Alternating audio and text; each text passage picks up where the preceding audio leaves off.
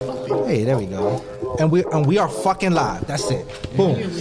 The Off the Dome podcast, the Rushmore edition. You know what I mean? We are here. Let's clap it up. Let's clap it up. Elaborate things going on. Right?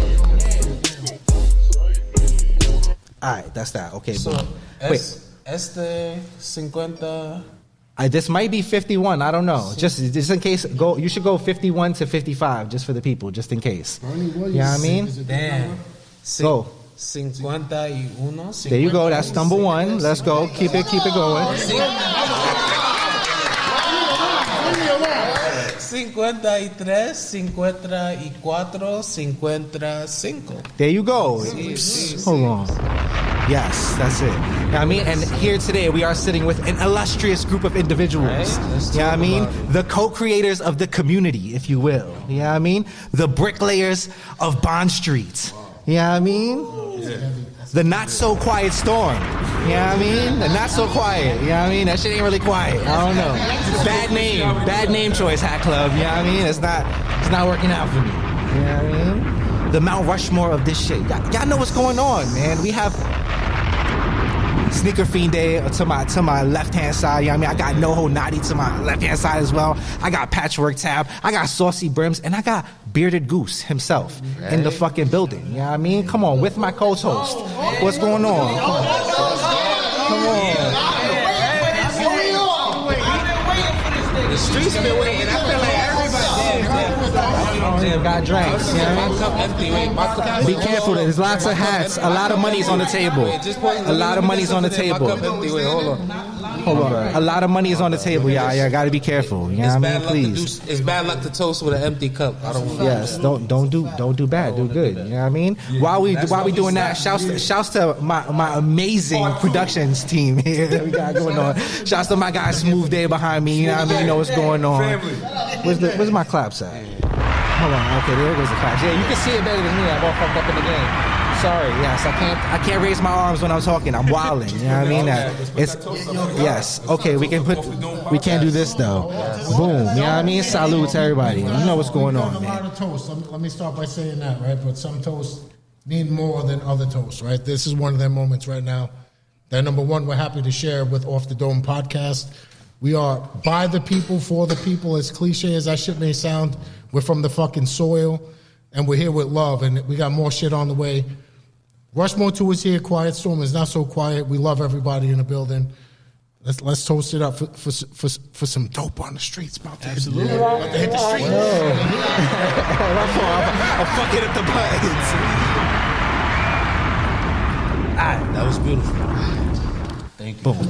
All right, so we're here. As well as Vicky and Buddha. My fault. I got interrupted. Shouts to Vicky and Buddha in the spot. You know what's going on. All right, so as we start every episode, we'll start here. You know what I mean? Everybody can talk about what they got on the mata. I'll start, and then we'll pass it to Lonnie, and then we'll go around. You know what I mean? Because it gets spooky on this side of the table, y'all. You know what I mean? Like there's a lot going on. Like, you know what I mean? All right, so I got the two-tone tab twins, right? That's what we calling this, right? It's the two-tone tab. 1.0. 1.0. You know what I mean? Be clear. The 1.0. You know what I mean? That's a good crown. Some smooth. You know what I mean? Had to do it real quick. What you got in my thigh? They know what you're doing. A red Yankee. You know what I mean? Come on. What's the patch on this? 1923. Look at that. You know what I mean? A goodie. I'm not gonna touch the buttons. I'm fucking up the buttons. I'm rocking a glove from the Rushmore Quiet Storm 2 pack. Oh man.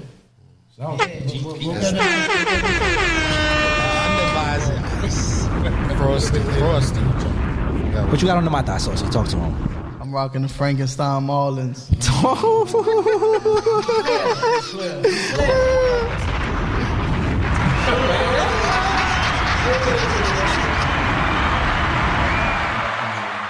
Special Rushmore for the evening. Come on. He's not talking into the mic, y'all. You messed up already. Come on. I'm rocking the special Oreos that y'all didn't see yet. Y'all will see it soon. For y'all, come on, when you dropping this season. Happy to be outside Saturday. Focus. There's weed in the patch, y'all. Yeah. Come on. 50th anniversary. Oreos. Talk about it. 28 grams. We're gonna get there, but I was just thinking in my head, like, why didn't Tab make an Oreos? And here we are. You know what I mean? Like life be like that sometimes. Listen, this is the champagne season coming from the Rushmore Present series. So after Rushmore Tour, we got more coming to you. I told you wasn't done. This is physical proof. We are not done. Spooky. All right, Dan, talk to me, Dan. I got the. We ain't even named this baby. This is unnameable right now. This is the Rushmore presents. It's an experience, right? Noho Nati. Like this is That's Nati LA. What's up, y'all? Where y'all at, man? This is Heavy, this I is see you, Nati baby. again. Like this is Mamba mentality. This is crazy, man. Somebody wrote me. They said this is the Kobe Bryant. So I think we might have to run with that, man. We might find a name from the Off the Dome podcast comments for this crown. We'll see. Let's see what y'all got. Let's see what y'all got. Two-tone purple and brown. 40th anniversary. Glowing in the dark. LA script. That baddie. Purple pinky? Like pinky Purple up. pinky with a brown brim. Royal. Metallic everything in the patch, man. Show the baddie. Respect the baddie on all crowns. Respect the baddie. At all times. Respect the baddie. Respect the baddie, man. Shout out to Noho Nati, my fucking brother. You flexed on me. I'm angry. I'm not gonna hold you. That shit is crazy. Like, what are we doing? We didn't even get through the however many crowns. You know what I mean? We got to get through on the 14th. Y'all already previewing. Oh my god. Nothing off the table. All right, we're gonna start off. Yeah, I mean, I wanted to kind of like, you know what I mean, get everybody's individual perspective on the whole situation. So we're gonna start off with Nati. You know what I mean, like, and everybody needs their proper introduction, rather. You know what I mean? So but let's get it started without further introduction. You know what I mean? We got the James Naismith of hat battling. Be clear. You know what I mean? I like it. Come on, created the game. Right. Be clear. I like it. The historian of Hatclub. You know what I mean? The purveyor of panic. Be clear. You know what I mean? He's going Like, crazy. I ain't gonna Talk about it. the Hatclub Illuminati himself, Noho Nati. That was once me. Come on. Talk to him. All right. We start with everybody. You know what I mean? How did you, because everybody was wearing fitteds like at some point. You know what I mean? I can tell by the fitteds that you like that you were wearing fitteds in high school. You know what I mean? The Blue Jays, you know what I mean? The Diamondbacks. Like it's very evident. I know what you was doing with them curves. You know what I mean? I know what side of the fence you was on. They was boxing up. But we here. You know what I mean? We good now. So how did you get back into hats again? You know what I mean? I want to give a shout out to my brother Eli. So, originally it started from tackle related to this. I started tapping back in. I copped some grays and greens just on the casual, but fitted gallery. I ain't gonna lie. Fitted gallery. The stitching got me. It got me feeling a little crazy. My brother Eli, he was like, "Yo, Hatclub got these pinkies and ices for pre-order." I only got the Blue Jays. Was it 92 or 96? I don't know. 92, I think, or 93. I know what's going on. 93 is one of them patches. Yeah. But I pre-ordered it, and I was like, yo, I'm going to tap into one of the lines. And then I pulled up about 10 a.m. Was that a Friday or a Saturday? It was a Saturday drop. Okay. It was for my the inaugural pinky, Black Gutter. Oh. But I got there like 10. I got there like 10, and I'm just like, wait, I'm number 7 online at 10 a.m.? Oh, I come from the sneaker culture. Listen, 72 hours. I camped out 72 hours, so coming early was nothing for me. So I'm just like, all right, I'm about to turn this motherfucker up. The rest is history, man. Yeah, the legendary. All right, so where does that turn to you wanting to start the Hatclub Illuminati page? Because it's like, all right, we all buy a hat here and there, you know what I mean? But where does it become like fanatical where it's like, nah. I got to give all shout outs to my brothers, Chris and Brendan, a.k.a. Pink Brims and Blue Brims. The whole Secret Society. Shout out to Noho Secret Society. If you don't know what it is, you know what it is. It started off as a joke. I was just joking with Blue Brims, like, yo, I should make a page called Hatclub Illuminati, blah, blah, blah. And Brendan was like, do that. And I was like, all right. And I did it. And I guess the mysterious allure of it all, it just made everybody go crazy. The memes, man. The memes. Page blew up. But I will say, like, I couldn't blow up how I did without Pink Brims and Blue Brims. So always shout out to those, my brothers, Secret Society, like, absolutely. And from there, it was just like, whew, here we go. Here we go. I'm not gonna hold you. It's not just the memes though, because I don't know if you realize. You know what I mean? Like you were really the first monitor. It felt like that we had. You know what I mean? When the restocks was going up, Nati was there with the posts. You know what I mean? The fact that you were able to see the restock early enough to make the post, and then I see it, and then go cop the crown. And actually hit. Like literally, like I was actually hitting. You know what I mean? Like For sure. It was those shot drops, those random shot drops.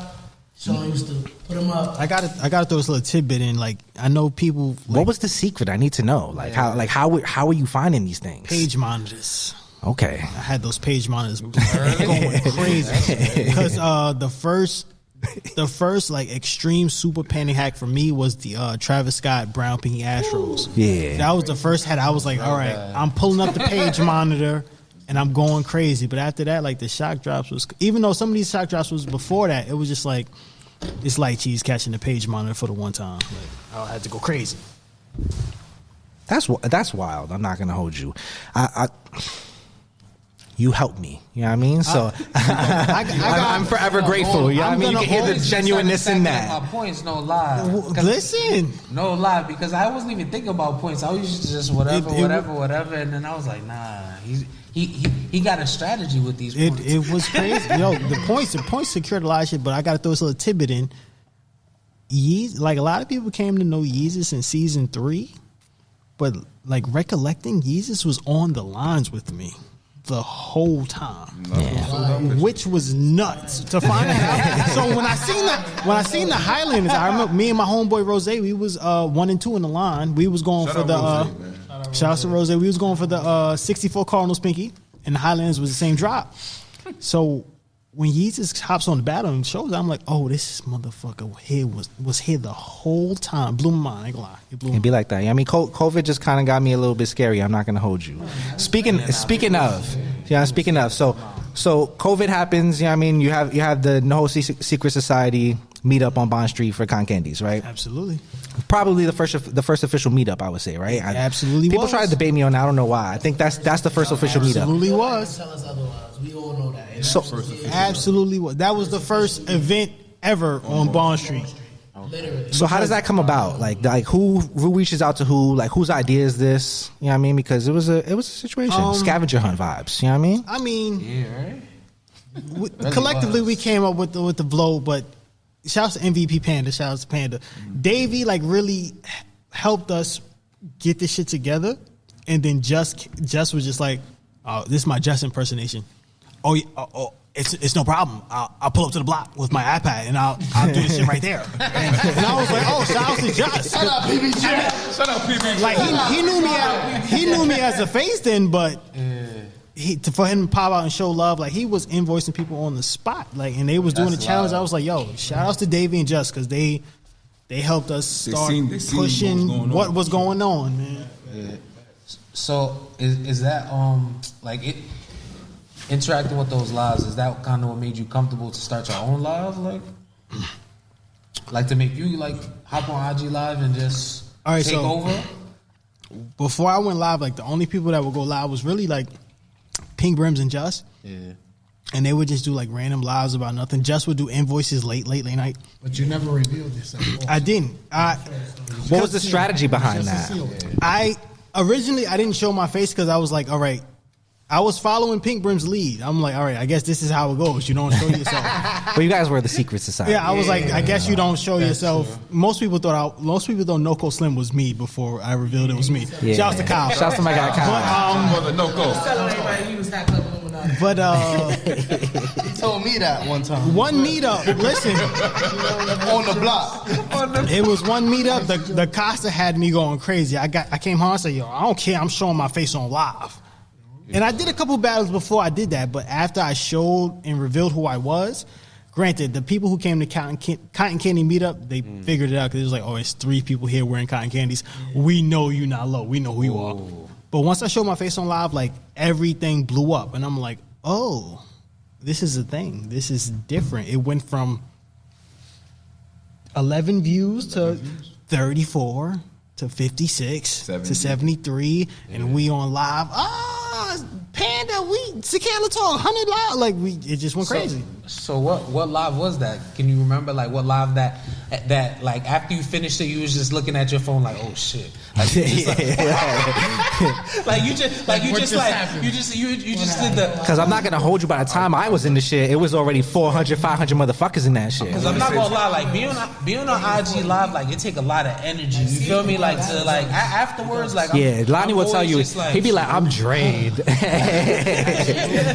is why I can't do much. Yeah, you know. So I want to say Black Screen Days. Because he had a black screen that 50 people would watch. Yeah, 50, 60. And that's when we were like, wait. So it was like practice in the sense. I still don't want him the first one he showed his face. How you feel? I'm gonna be honest. Like the first one, when I knew, I'm like, okay, this is something here. If you ever watch Black Ink, it's a guy named Spider on Black Ink. Shouts to Ink by Spider. When he tapped in the live to show his crowns, I'm like, oh. Like who? The fact that this even reached him, and I know who he is, but he was like, yo, 20% off anybody who want tattoos if you say Hatclub Illuminati when you come to tattoo shop. I'm like, oh. That's love. This is something. This is documented. If you go back on my page, this is all still here. Like, I was like, okay. And then I started showing my face. The battle started, and I was just like, "Yo." Unofficial battles. They wasn't official. Yeah, let's talk. They were official, but it wasn't like we didn't have structure. So it's like it wasn't like season one was a 17 motherfuckers each week. Season one was a wing it. It was just like, but it still was. I never had plans for playoffs or nothing like that. I never like. Nah, but it was built on the fly, and it worked out perfectly. You know what I mean? It was.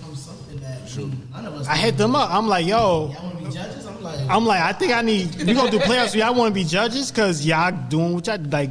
Day tab, like these is probably the earliest people I tapped in outside of like the people I was lined up with. But I tapped in with them so early. I'm just like, yo, y'all want to be judges? We started a group chat and it was just like, nah, tell them let's do it. What you really did with the group chat. What was your purpose? What was your purpose? Before the block, I will be absolutely honest. So tell them what you was doing. I was a part of. Tell them what you was doing. I was part of the Noho top 10. We used to line up, and it was like the top 10 guys in line. But I started a group chat with. I named a couple notable names: Sneakerfeenday, Patchwork Tab, Dami Azuli, Gifted Monty, JB Smooth, Moonwalker Lance, Noko Slim. My first Blue Brims, Pink Brims, Brett. Not an influencer, Brett. Yeah. My actual purpose for that group chat, I just wanted to steal information with them from them because I wanted more shot drops. But let me tell y'all, that he hit us up on some, y'all cool people in the hat loop. Like, do you want to? No, he posted. Do you want to be? If you feel like you lit in his hat, I don't know, something like that. Like DM me, I'm gonna put you. We all gonna get a group together. But so he put us in a group. We thinking, we lit, so we get in a group. Yeah. But he was using us to get information. Absolutely, I needed all the shot drops. He had the information for real. So it was like. But that grew like a relationship with us, and then we branched out and started meeting other people, and then it became like a thing. That's the first ever group chat I was ever part of. I looked at my phone. It was like 8 people. I was like, "What is this?" And I'm gonna say it on here right now. Like we use some of those people that we started that group chat with in 2020. They shot Rushmore too. For the photo shoot. It's like they shot our hats. We didn't shoot them. They shot them. I pretty much remember how everybody like Day. She posted Travis Scott Astros pinky with the Travis Scott one lows. I said if I don't reply to this story right now, I'm a hater. Tab was somebody I was just like, he's posting a lot of the same crowns I'm posting. It's like back in those days, if you like once you noticed somebody had that shit, you was like, oh, he got that shit. Yeah. I'm like, oh, me and Goose just tapped in on a random on the Instagram, and I was just. Don't know. I'll be honest. I was like, keep it a buck. I still don't know. I was like, I'm gonna keep it a buck. Yeah? We're gonna uncover it. I ain't gonna lie. I was like, I love him. That's I was like, man, who the hell this old nigga with the beard? Came on the block. I thought Goose was talking that bullshit. Goose pulled up to the block. He bought acrylic pens and the big Henny. Let's not forget. This was even November or December of 2020. Goose said, I got a gallon of Henny over the block, going crazy. Saucy with the mask on. I knew of Saucy before we actually connected for real. It's like Saucy was like, I could see it. He was going live. I'm like, all right, this is a star in the making in this shit. But this is before the network. But then it was the grand opening F&F before the grand opening that never happened, and then me and Saucy outside off the Casamigos, we going crazy. Like shout out Pop. Pop was right there. It was me, Saucy, and Pop. We talking, chopping it up, and then we both still fried from the drop. Saucy randomly calls me as I get home, and me and Saucy just laughing at each other on FaceTime Fry. And from then, this has been my brother forever. So like, this is like the connections I've made with all of them. It's so organic and real. Like, these aren't my hat friends. These are people this is my family. These people who, we have barbecues, we go out, we eat, we go to the dumpling spot. Shout out to Papa Goose. Like, we do a lot of stuff together. So this is my family, and it's crazy. We go to their house. I feel like we do the tournament. I feel like I'm chatting and talking too much. Nah, I love it. So you bring us so you bring us to a point where the whole group chat thing and just bringing people together. Like, did you imagine that when you started hat battling that you would actually form a group of people that would then go on and flourish and do things and shit? Like, literally, you have birthed so much in this. Like, you have no idea. We are all kind of like, if you're part of the round table, you know what I mean, you're almost a descendant of Noho Nati. You know what I mean? Like, it's like, first of all, I appreciate you. We all carry a little piece of you with us. You know what I mean? Like, I appreciate you as we go along. But it's important to us that, like, we show reverence to the shit, because y'all are literally the people that put us in that position. You know what I mean? So it's like, and you guys are the guys that preserve history. You know what I'm saying? I get, because you had to earn it. But the platform is important. You know what I mean? And when you get the platform, you know what I mean, it's important to show love back. That's all I'm saying. You know what I mean? I acknowledge that y'all, and so to do that and then put a bunch of people together, then now we talk every day. You see us, you know what I mean? We might argue, you know what I mean? If you did, guys, I speak to Yeezus and all the KFCs every single day. There's a reason that we're having this conversation with Off the Dome versus anybody else. Just be clear, like, sure. You know, we know that what you report is real shit. It's non-biased. Right. You know, that for me is the most important shit, because everybody's a creator. For me, I welcome like bad feedback. Like, if you don't fuck with my shit, just tell me that shit. It's over. You don't have to go live and talk about it. Like, just tell, or just don't buy it. You know what I'm saying? Like, but this group here is different. Like, we all come from a different place. And the shit that we've created, for me, is amazing. Like, as an older person in the group, like, I've seen a lot of shit in life, but what we're doing here is historical. So shouts to Off the Dome. Shouts to everybody. Which one is the clap? Shouts to Justin. Shouts to Brandon. It's crazy how Goose is the oldest here, but he has the second youngest spirit right next to Saucy. Like, these are the bug out brothers, if you didn't know. All right, so we gotta talk crowns with you now too, because we talked about it. You were super early on the scene. Some would say, yeah, I mean, at some point, like you were the influencer for Hatclub, but the collaboration took a little bit longer than it maybe should have in certain people's eyes. For most of y'all, really, you know what I mean? But specifically Nadia from the jump. Sneakerfeenday was the first Shouts to Daybacks 1.0 in the Brooklyn Epic. We all know what's going on. But I always said that my brother Sean, some may call him Noho Nati, deserved that way before me. So I'm just grateful that he's getting his flowers and he got his hats in. He still got so much more shit coming, and it's well deserved, and I'm proud. So man, it's like we need tissues on the table. The question is, hold on, wait, before we deviate from the question, your mic thing might fall off. Be careful. I want to know what took Hatclub so long. What the fuck was going on, Hatclub? Like, I mean, was it you or was it them? That's all I want to know. Was it your decision? I'll be honest. My first hat that was approved and ready to go, it was December 2020. Shouts to Pvtchwork. He hit me up. He was like, "Listen, this is ready to go. What do you want to do?"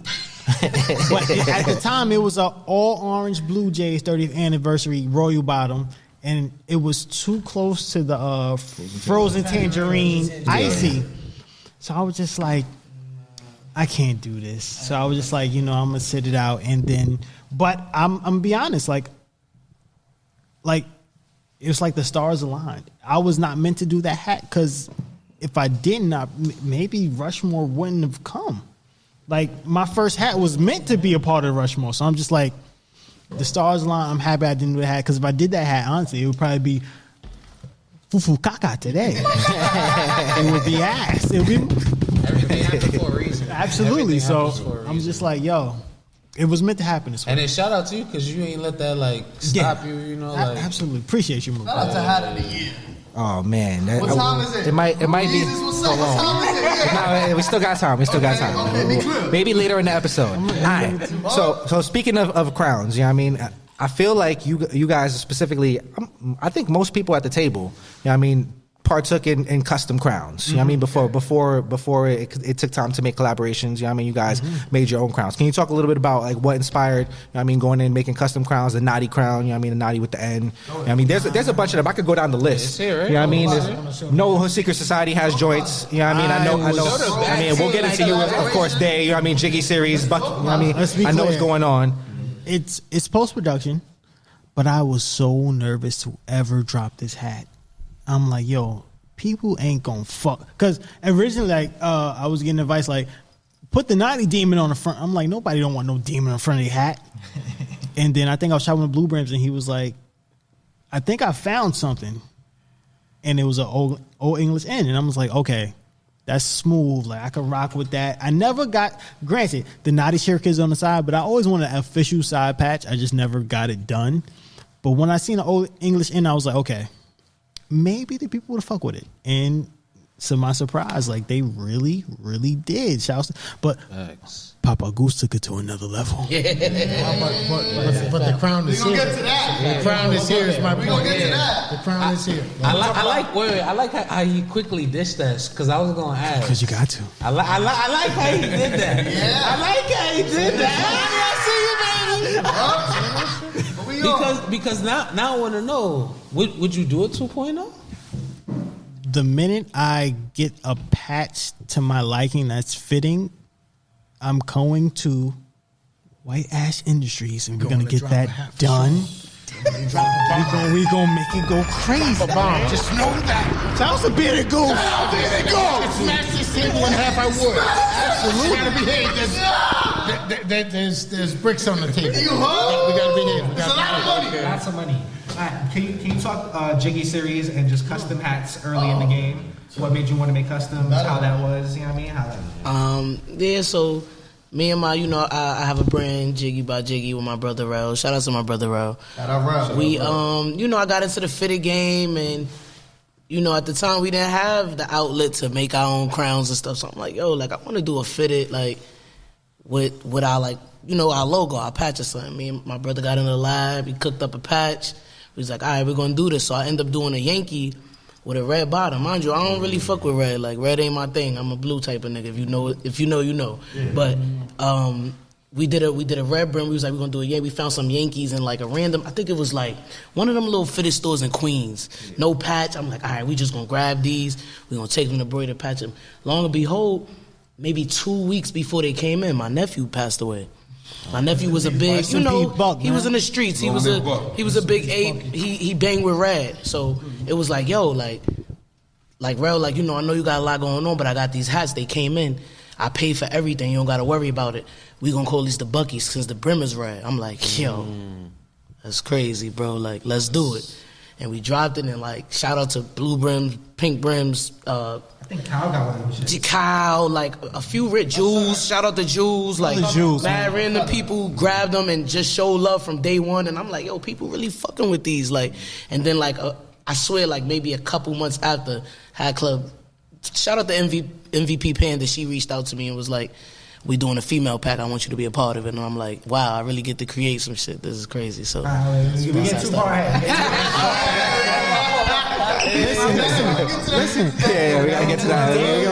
We're gonna get there. Day is so far ahead of her time, it makes no sense how far ahead of her time Day is. I just want to say, illustrious. What's up, Saucy? What you saying over there?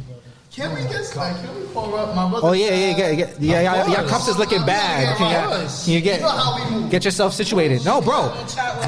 We are here with the people. You know what I mean? Yeah, do your thing. You know what I mean? You're more than welcome. Black Nasty Naughty. All right, so boom, we went there. So I guess y'all all at the table. You know what I mean? I was gonna ask all of this individually, but while we're here, you know what I mean? We'll just how does Rushmore come about then? You know what I mean? 1.0. Tab, take that. Pause. Super pause. Let Tab start. Y'all can marinate on that question. So for the record, we've probably done that for probably 50 or 60 bottles. Talk to us, Ty. Bring us home, in the Ty. same spot right now. Rushmore won. You know what I mean?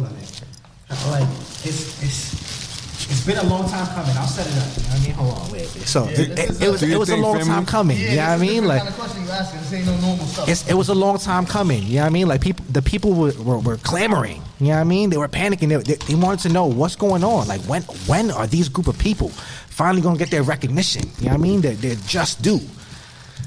And then we hear it's on the way.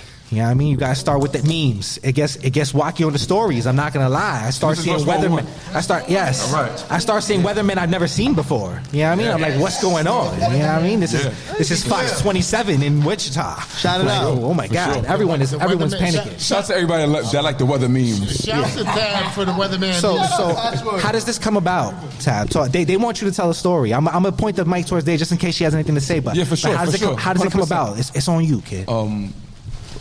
Rushmore the name was given to us, by somebody that I'll, leave nameless, but it wasn't self-given. It was somebody that knew what we were part of and what we were starting and seen us, what we were doing early COVID and online and the presence that we were creating. So, we were in touch with this person who was very influential, and we were on the phone with him all the time, and we were trying to figure out a way. We was always creating. We were trying to figure out a way to get it done, and he came up with the name. We were very, very flattered by the name. Just came up with the name. Let's see that. Go that shit one time. We were very flattered. The fact that somebody actually recognized the work that we were putting in. Not only just on the internet, but actually on Bond Street. Shout out to everybody on Bond Street that came out early, in COVID when nobody was supposed to be outside. They was telling everybody stay inside, mask up. People was looting, a lot of crime going on in New York City, and every Saturday we found the way to be outside and build a community. So shout out to the person that actually recognized that. So we were on the phone and, we had a nice conversation. I'll leave it at that.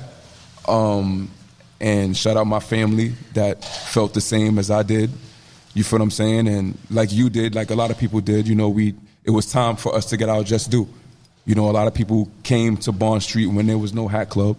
You feel what I'm saying? There was no store. People came out just to feel love. You feel what I'm saying? In a time where there was so much going on. So, shout out to my family for backing me. And, Rushmore came about. We started creating. It was a long process. Because it was our first time, our first, go around and creating. So, yeah, man. That was a question people asked. They wanted to know exactly how long the process was. Yeah. Go ahead, Dave. Go ahead, Dave. It also was like, not only just what we did and what we brought to the block and all of that. It was just that we really already was brothers and sisters and all of that. We wasn't just randoms thrown together. Like anybody a part of this shit been it from day one. Shout out to Saucy who finally got his due to be a part of this. He was supposed to be a part of this. This ain't no just throw him in there now. Like things just didn't work out. To be honest, I wasn't even supposed to be a part of that at first. My brothers fought for me like, yo, we need Day in that because I already had crowns, but it's like, nah, I needed to be a part of something with them. Like this is different. And Rushmore was important to us because it's the people that not only put their heart and soul into this, but people that love each other the most. Right. You know what I'm saying? Exactly, my point. We came into this, together. You feel what I'm saying? Like Sean said, he started with the chat, but that chat we really became family. We spoke every day. I think I spoke to them more than I spoke to my regular family. Right. You feel what I'm saying? Every day, whether it was about hats or just life or just in general. So like I said, the person recognized that we were really in this for the soul. So, yeah. What's going on over here? I see y'all. Yeah. Where the ginger ale at? We talking about. We need ginger ale. Oh, ginger ale. Yeah, what we on? Speak up, man. You need ginger ale talk, Dave. What we doing? Come What we on. on? You scary about the ginger ale? That's crazy. Lonnie, easy. Can I drop my random drunk Noho Nati like little tidbits throughout the live? Oh yeah, I mean, you guys can do whatever the fuck you want. It's your episode, my friend. You can do whatever you want. You know what I mean, but continuing on with the questions, I'm almost done with Nati. You know what I mean, But Rushmore came about because we are a group of people that genuinely love each other, and the name was given to us by somebody that's seen and respected exactly what we was doing, not only for ourselves but for the people. So. I think we cleverly, you know what I mean? For sure. Into that. I think, you know what I mean? Yeah, y'all all rock with each other, you know what I mean? And made it happen for each other. And that's important for sure. It's like, how do you explain it? Like, And it's not Mount Rushmore. Mount Rushmore is established. Yes. You know, it's Rushmore. You know, we don't want no legal issues or anything like that. Hear That's that. why Yes. Quiet Storm came about. Yeah. You know, it's not Mount Rushmore. You know, we love the love. Y'all calling it Mount Rushmore because it's not Mount Rushmore. It's just Rushmore Collective, just a group of us that love each other, that really put on and really, really care for the shit to soul. So shout out to the people. Huh? All right, so moving on. Nati. So we get to the first pack. You know what I mean?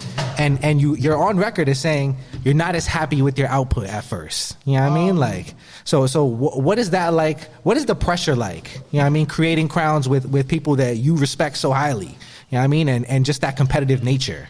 So it's because like, I know like it got to you. Like you wanted to have the best hats. Like I know you. I'm gonna be honest. Like originally, Rushmore 1, like it was like no competitive vibes at all. We were all still learning. We were just so happy to get something done. Okay. And even when it dropped, it wasn't that. But it really started when we started mocking up Rushmore 2, which I will throw this tidbit in. Rushmore 2 was mocked up before Rushmore 1 even dropped. For sure. Drop the bomb one time. Super Bowl last year. It wasn't until then. Super Bowl of last year. It didn't help that the people were egging on like a hat battle between me and Tab, but it wasn't until then. It's like, all right, the competitive juices are flowing. I gotta pause that. I don't know, but I'm gonna pause anyway. But We here. Damn, you see, I didn't even know that. That fucks up one of my whole questions because I was in my brain the hats were designed like at least a little bit after the Naughty Bird came out. You know what I mean? So that's wild. They were. The Naughty Bird was lost. I want to say 95% of Rushmore 2 was mocked up before Rushmore 1 even dropped. Mm-hmm. It's just, it takes some time to get stuff in. There was a lot of swaps. There was a lot of changes. I would say by a little before the Naughty Bird drop, it was completely done. This is like a real album type shit. Yeah, Rushmore 2 is like a real album. Because I feel like Rushmore 2 was different. And Rushmore 2 was different because we learned so much from part 1. So thank God that a lot of the process took a little longer. That gave us some more room to edit some things because it's a lot of things that y'all probably would have saw. Can you talk about that y'all would have? We did on our own for Rushmore 1. Can you do that, please? Because for me, that shit was like part 2.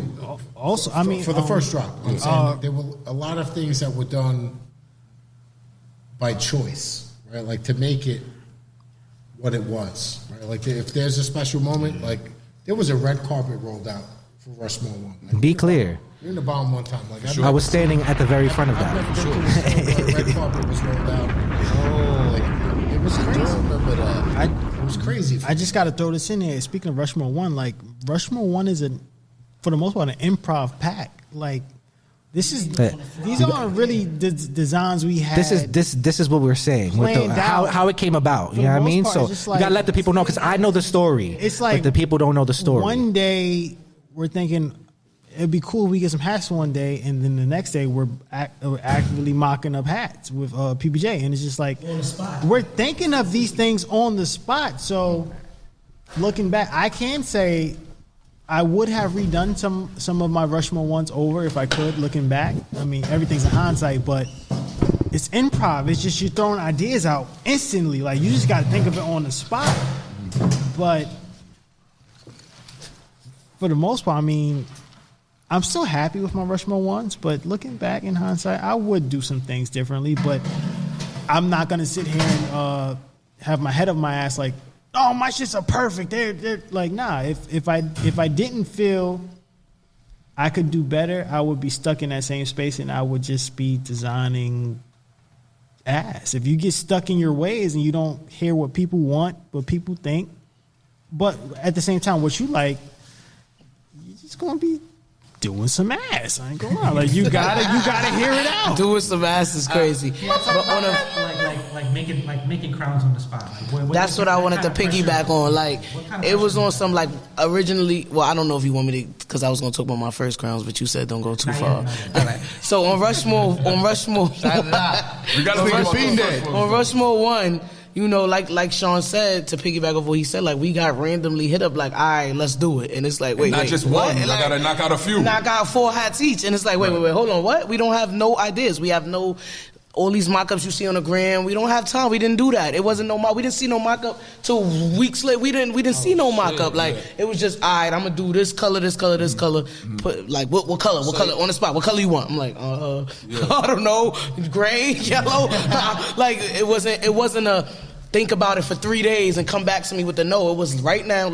And we so hyped. We like, oh, we got the chance. So we just leaped. We took it. We like, yo, we could create some hats. We got on the phone with PBJ. Shout out to PBJ. Shout out PBJ. On FaceTime, went to his crib, all that. We cooked them up right there. And we wanted to make sure that a lot of these in the Rushmore 1, it's a lot of first in that pack. You know, it's a lot of things that weren't done prior to Rushmore 1 in that pack. And it's like us being a part of the community, we knew that.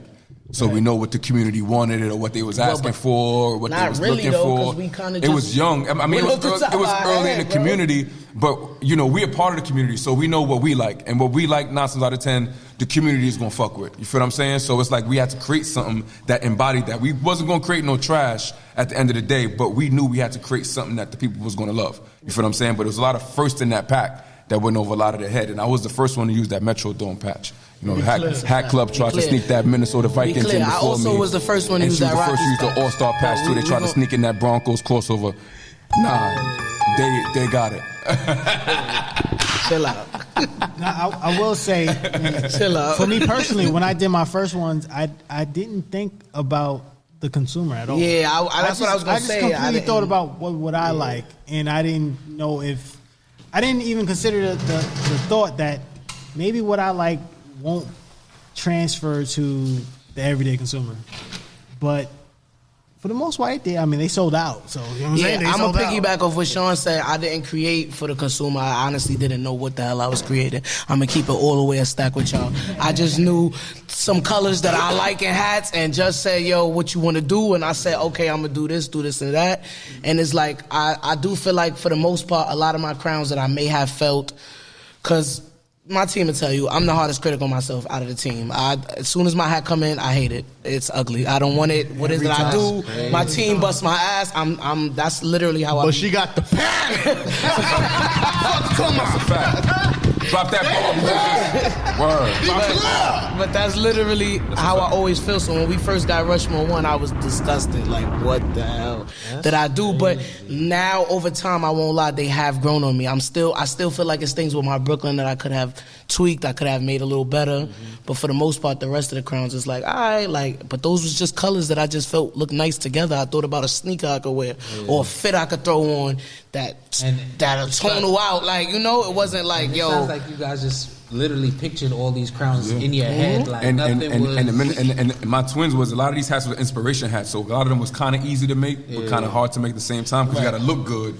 Like a lot of inspiration hats don't look good. Right. You feel what I'm saying? You got to make it look good. So that was a lot of part 1 too. You know, like the twins was made off the Two-Tone Mariners pinky. You feel what I'm saying? Like the Slauson was made off the fucking, you know, the Royal Blue Icy, but it was Nipsey, so it made sense. You know, like the Red Icy Texas, it made sense. Metallic T, Gold, T for Tab, you know, Patchwork Tab. It made sense. You know, it was easy to do, but you creating that for yourself, like Mayflowers for my wife. You know, but this time around, it's like we understood, you know, what we did wrong the first pack, and we served the people this time around. You feel what I'm saying? I don't even think you should say like what y'all did wrong the first pack. Is when you break it down in like the whole process of how y'all did things, it's like the first first part was more of like a freehand. For sure. You feel me? It's freestyle. And then part two, what we've seen, it's like it's sculpted. Yeah, you for feel sure. me? Like For it's sure. hands on, right? Right. So that you know, like that's what it feels like. You know, like the first part, because you literally pictured everything in your head, and then it came to art, right? Y'all seen what y'all did, and then it was just like, okay, we could do this. Yeah, for sure. Let's get more hands on with it. So it's experience, y'all. I will say, Rushmore 1 did produce, even though it was meant to drop 2021, it did produce a potential hat of the year for 2020. Oh, you see, what a great segue. That's exactly where they're going. Just saying. Drop the bomb. That's exactly the bomb. It's funny that you say that, because that's exactly where we're about to go. You know what I mean? Right on time. Speaking of the Naughty Bird, you know what I mean? The lost Naughty Bird. What is like the top of the mountain? You gotta set that up, because the pack already drops. You know what I mean? You guys all, obviously, we all know what's going on afterwards. We're all waiting on it. You know what I mean? It takes a few months.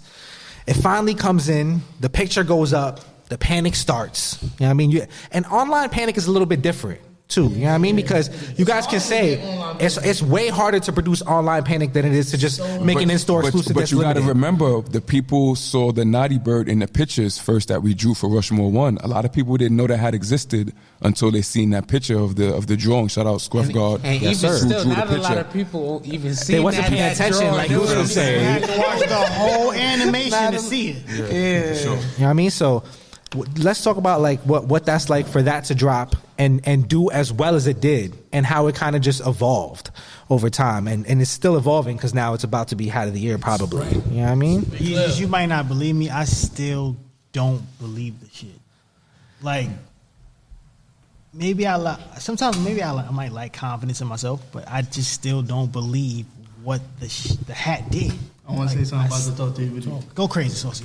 Respectfully, shout out the round table, my KOC bros, KJ. Shout out to the round table, KOC. Saving them.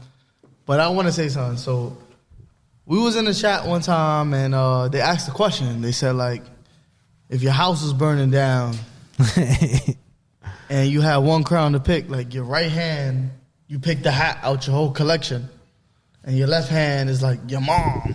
You're saving your mom. And if you're trying to take another crown, like, your mom gonna die. Like, real talk. Like, you got one hat. There's nothing to talk about.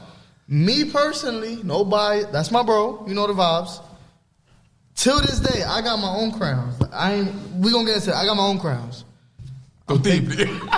Don't think it. Listen, you are. I'm saying my mommy and Toto.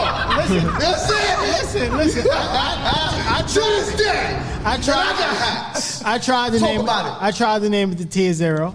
Tab named it the Top of the Mountain. That stuck very, very well. Yeah. But we might still say Top of the Mountain once in a while.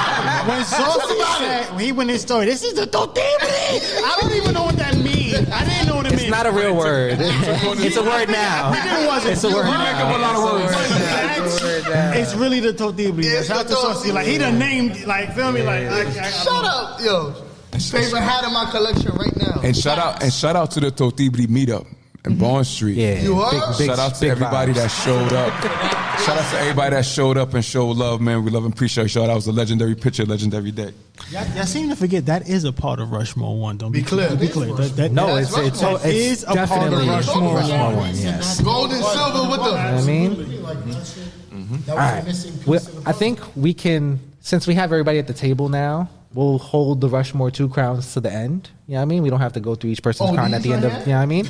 Yeah, you know what I mean? So we'll talk to Tab, we'll go through the run, and then we'll talk about all the crowns individually. You know what I mean? Yo,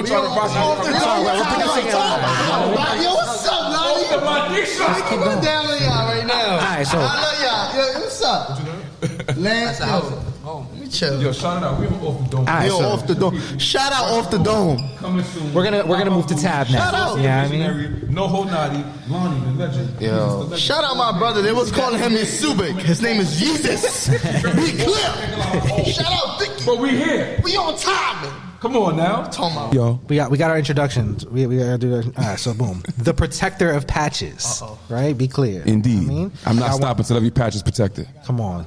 the creator of Two Tone Tuesday. Are we clear? Two Tone Tuesday. I see y'all heavy on it. Tab, they wasn't even wearing two tones in 2020. They didn't even like them. That's what they said. Preserve the culture now. Preserve it. They said they didn't like two tones. Preserve That's it. what they said. All right, now I'm here with you. That's crazy. I'm just preserve it.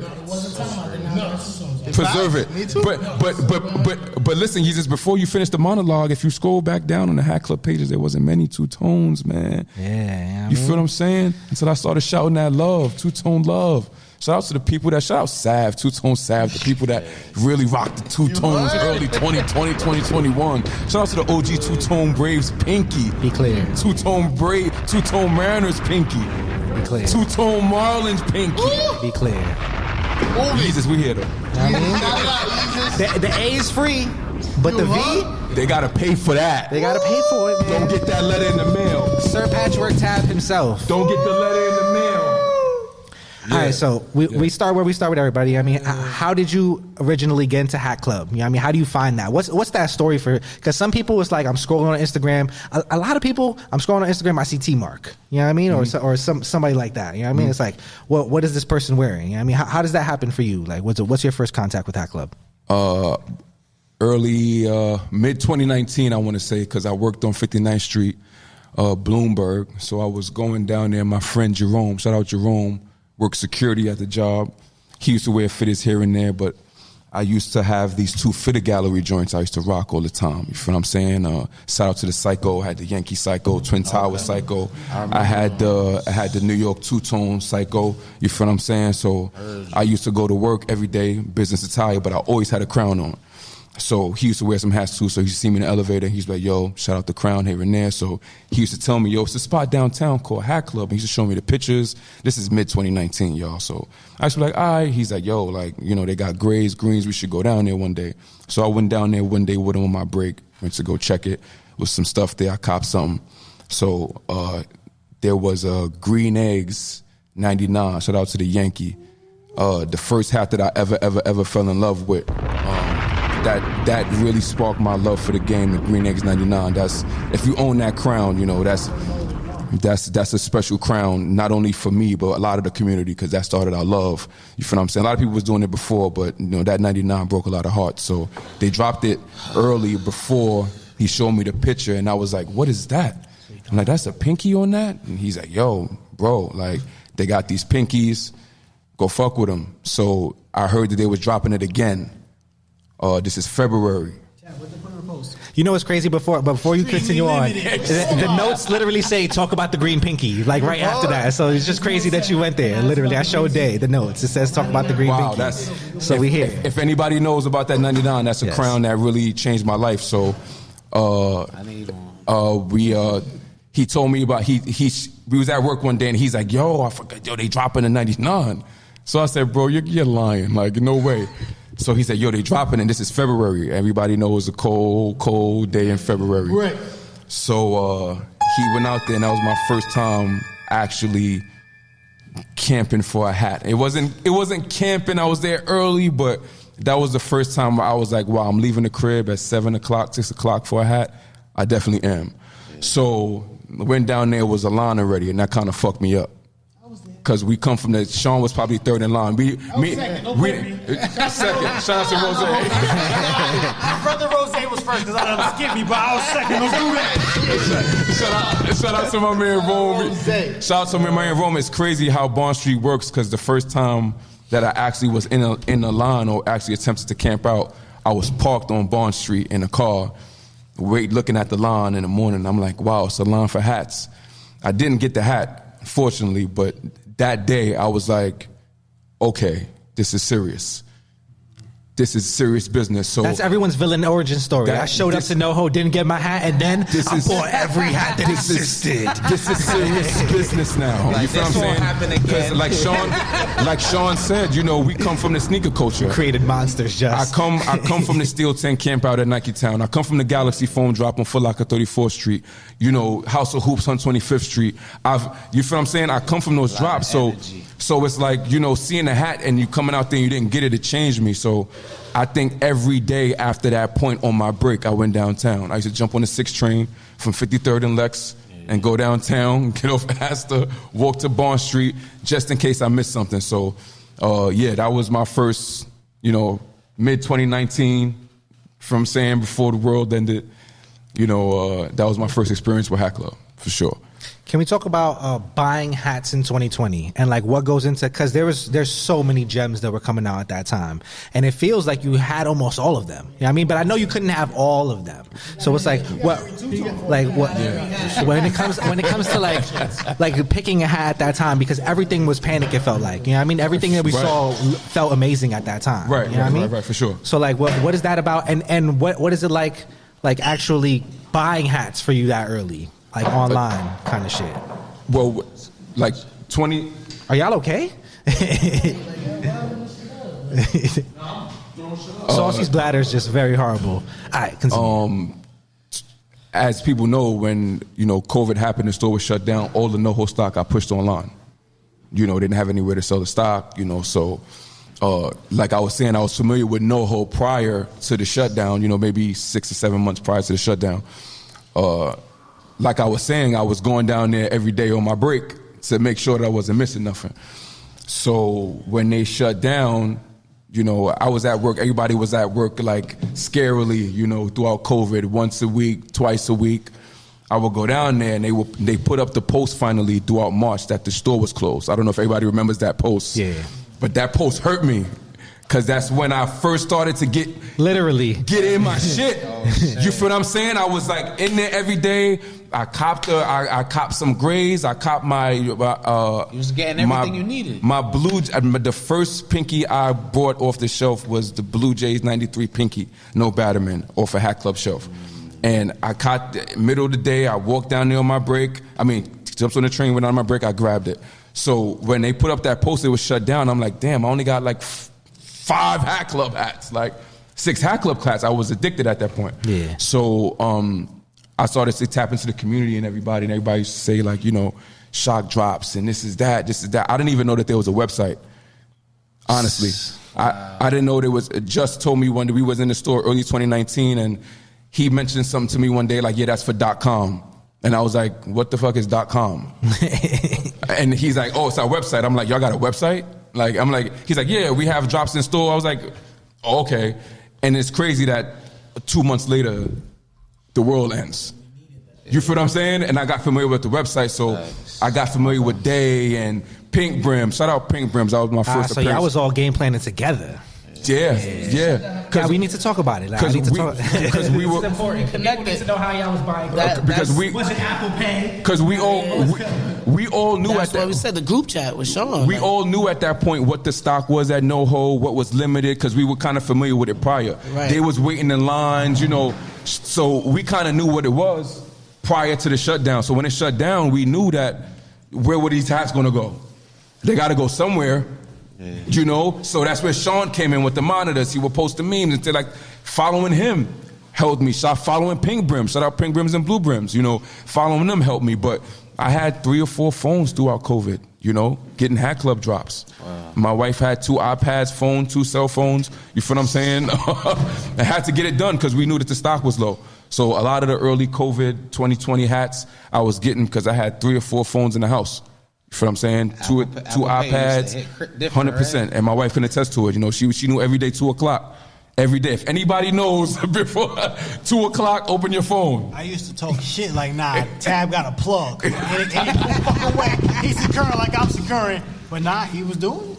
100%. And when and shout out to Hatclub Illuminati, because like he was alluding to earlier, there was certain crowns that only certain people had. It's like, bro, come on, how did you get that? The Cubs green icy. Before that. Yeah, but it's the pink lemonade. Yeah, you feel what I'm saying? Like series watermelons. Before all of that stuff. Philly, was it 08? Icy? 08 Icy. Star?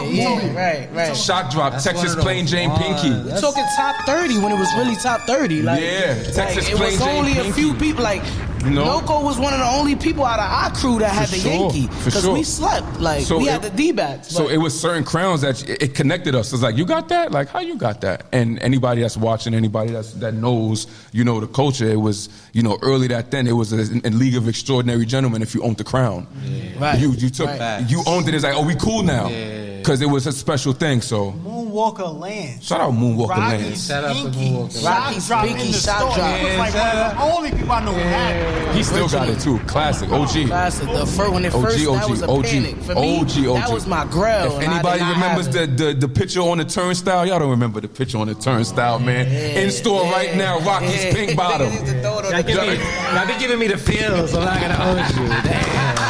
All right. Well, Shut out off the door. Is there anything? I guess this is for everybody, really, especially y'all three specifically. Is there anything like grail wise that y'all are missing from that era that that you don't think is coming back? Let's say. I mean, the thing is, a lot of the stuff that we.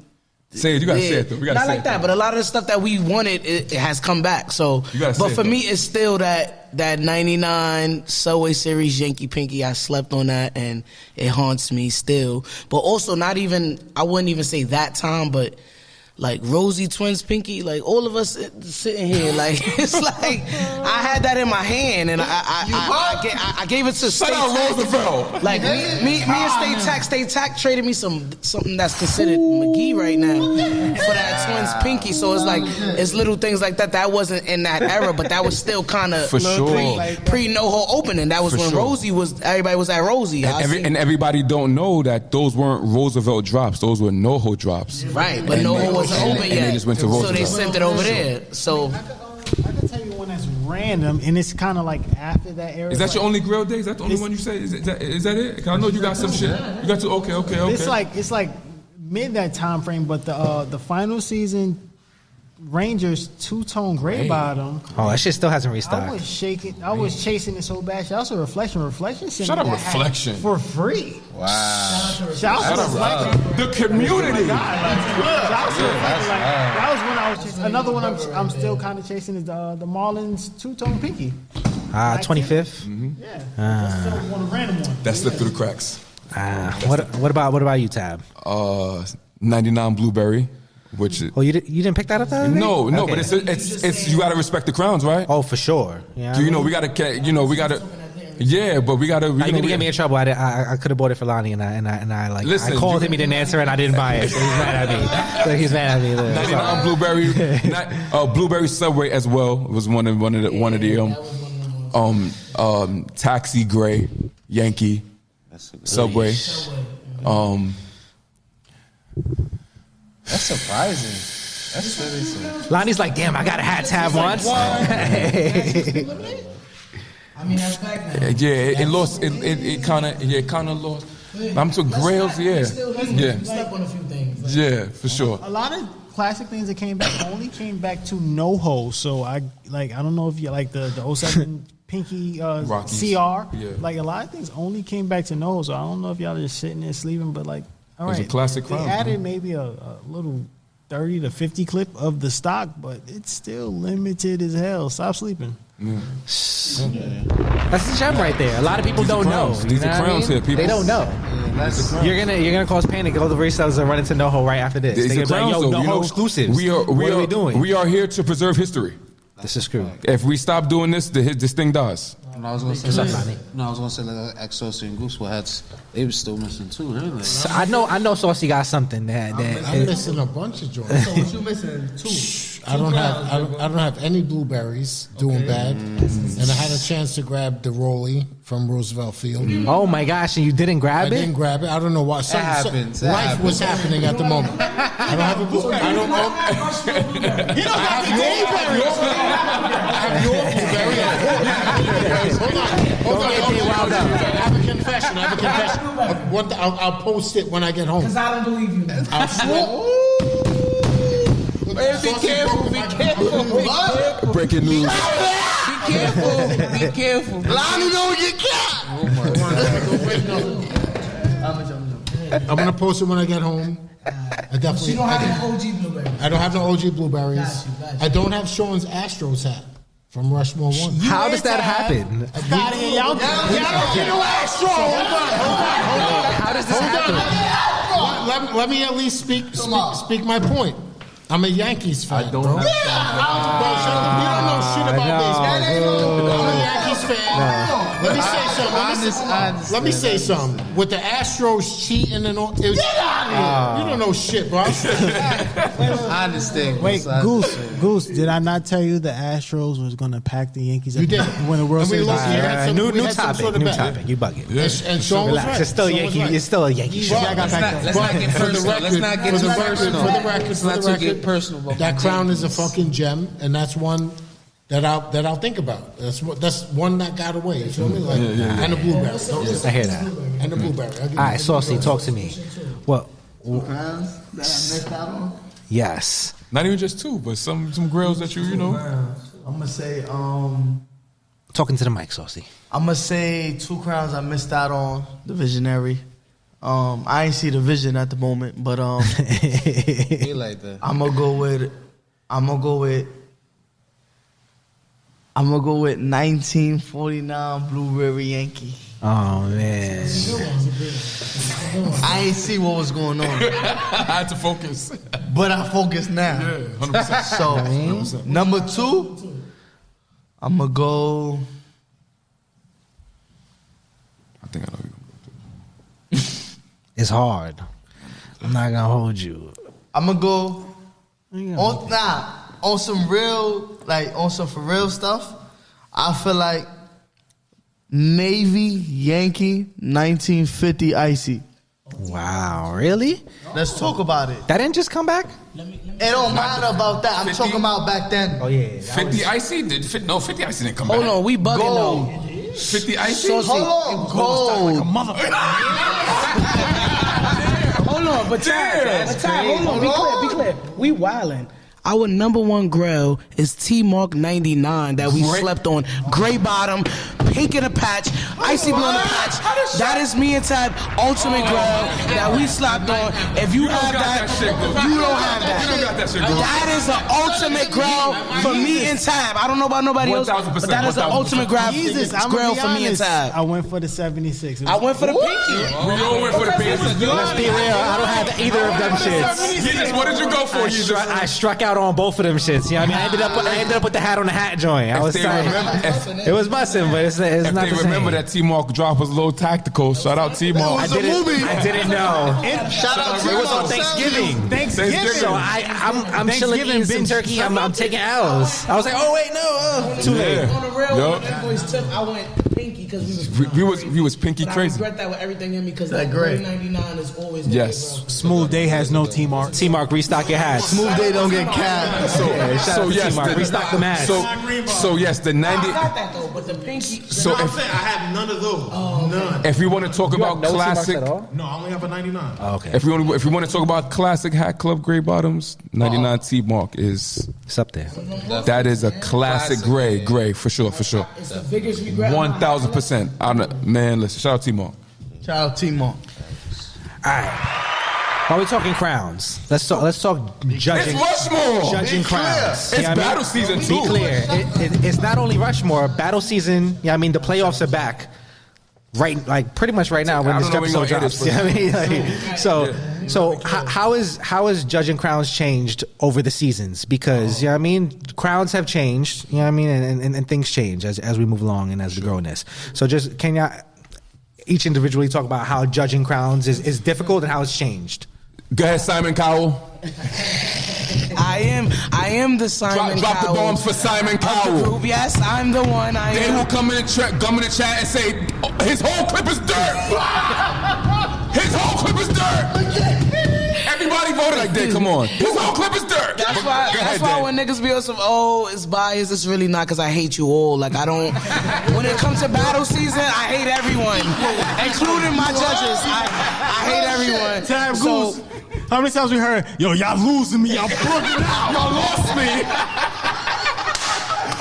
I ain't talking to y'all niggas no more. Y'all good. I left the chat. I'm leaving y'all. I blocked my Y'all- friends. I'm good. I'm A good. lot happened during battle season, but that's because we passionate about this, and For that's sure. why we For appreciate sure. that y'all passionate. But on the flip side, I wouldn't say that things change. Crowns just lose their value. That's just what it is. Or they lose their oomph. You know, like things just Yeah, for things sure. happen, and it's like, damn this. But sometimes it's like, it's just it's inexplainable because we all have like New crowns supersede should take over. Like once we want. That's why we had to ban 2020 crowns. Right. We don't want to keep judging. Once Yeezus did his season, it was kind of like it's over for anything. Shout out Yeezus. Shout out to Yeezus, one of the king of all kings. He killed that. That was one of my favorites. They was calling him Yusubik. I still call him. I was calling him Yusubik. I ain't even know. I ain't gonna lie. Hey yo, Yeezus, shout out to the Highlander Pinky.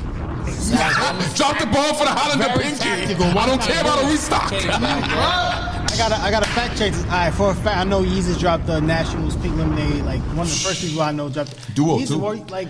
Were you the first one to drop the '98 Orange Yankee? Yeah, 100%. 100%. Yeah. 100%. Nobody had that. Nobody had that, bro.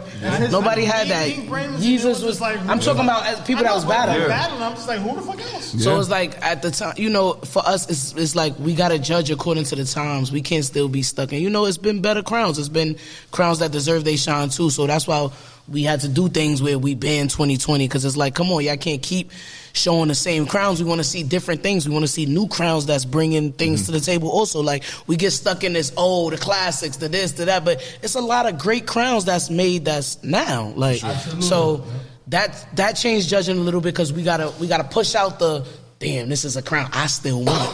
To like, this is actually a great crown. Like, we can't curve this crown because the no cat Surge rule. The no cat. Yeah, I know Surge don't get no cat for sure. Shout out Surge. But judging definitely changed because I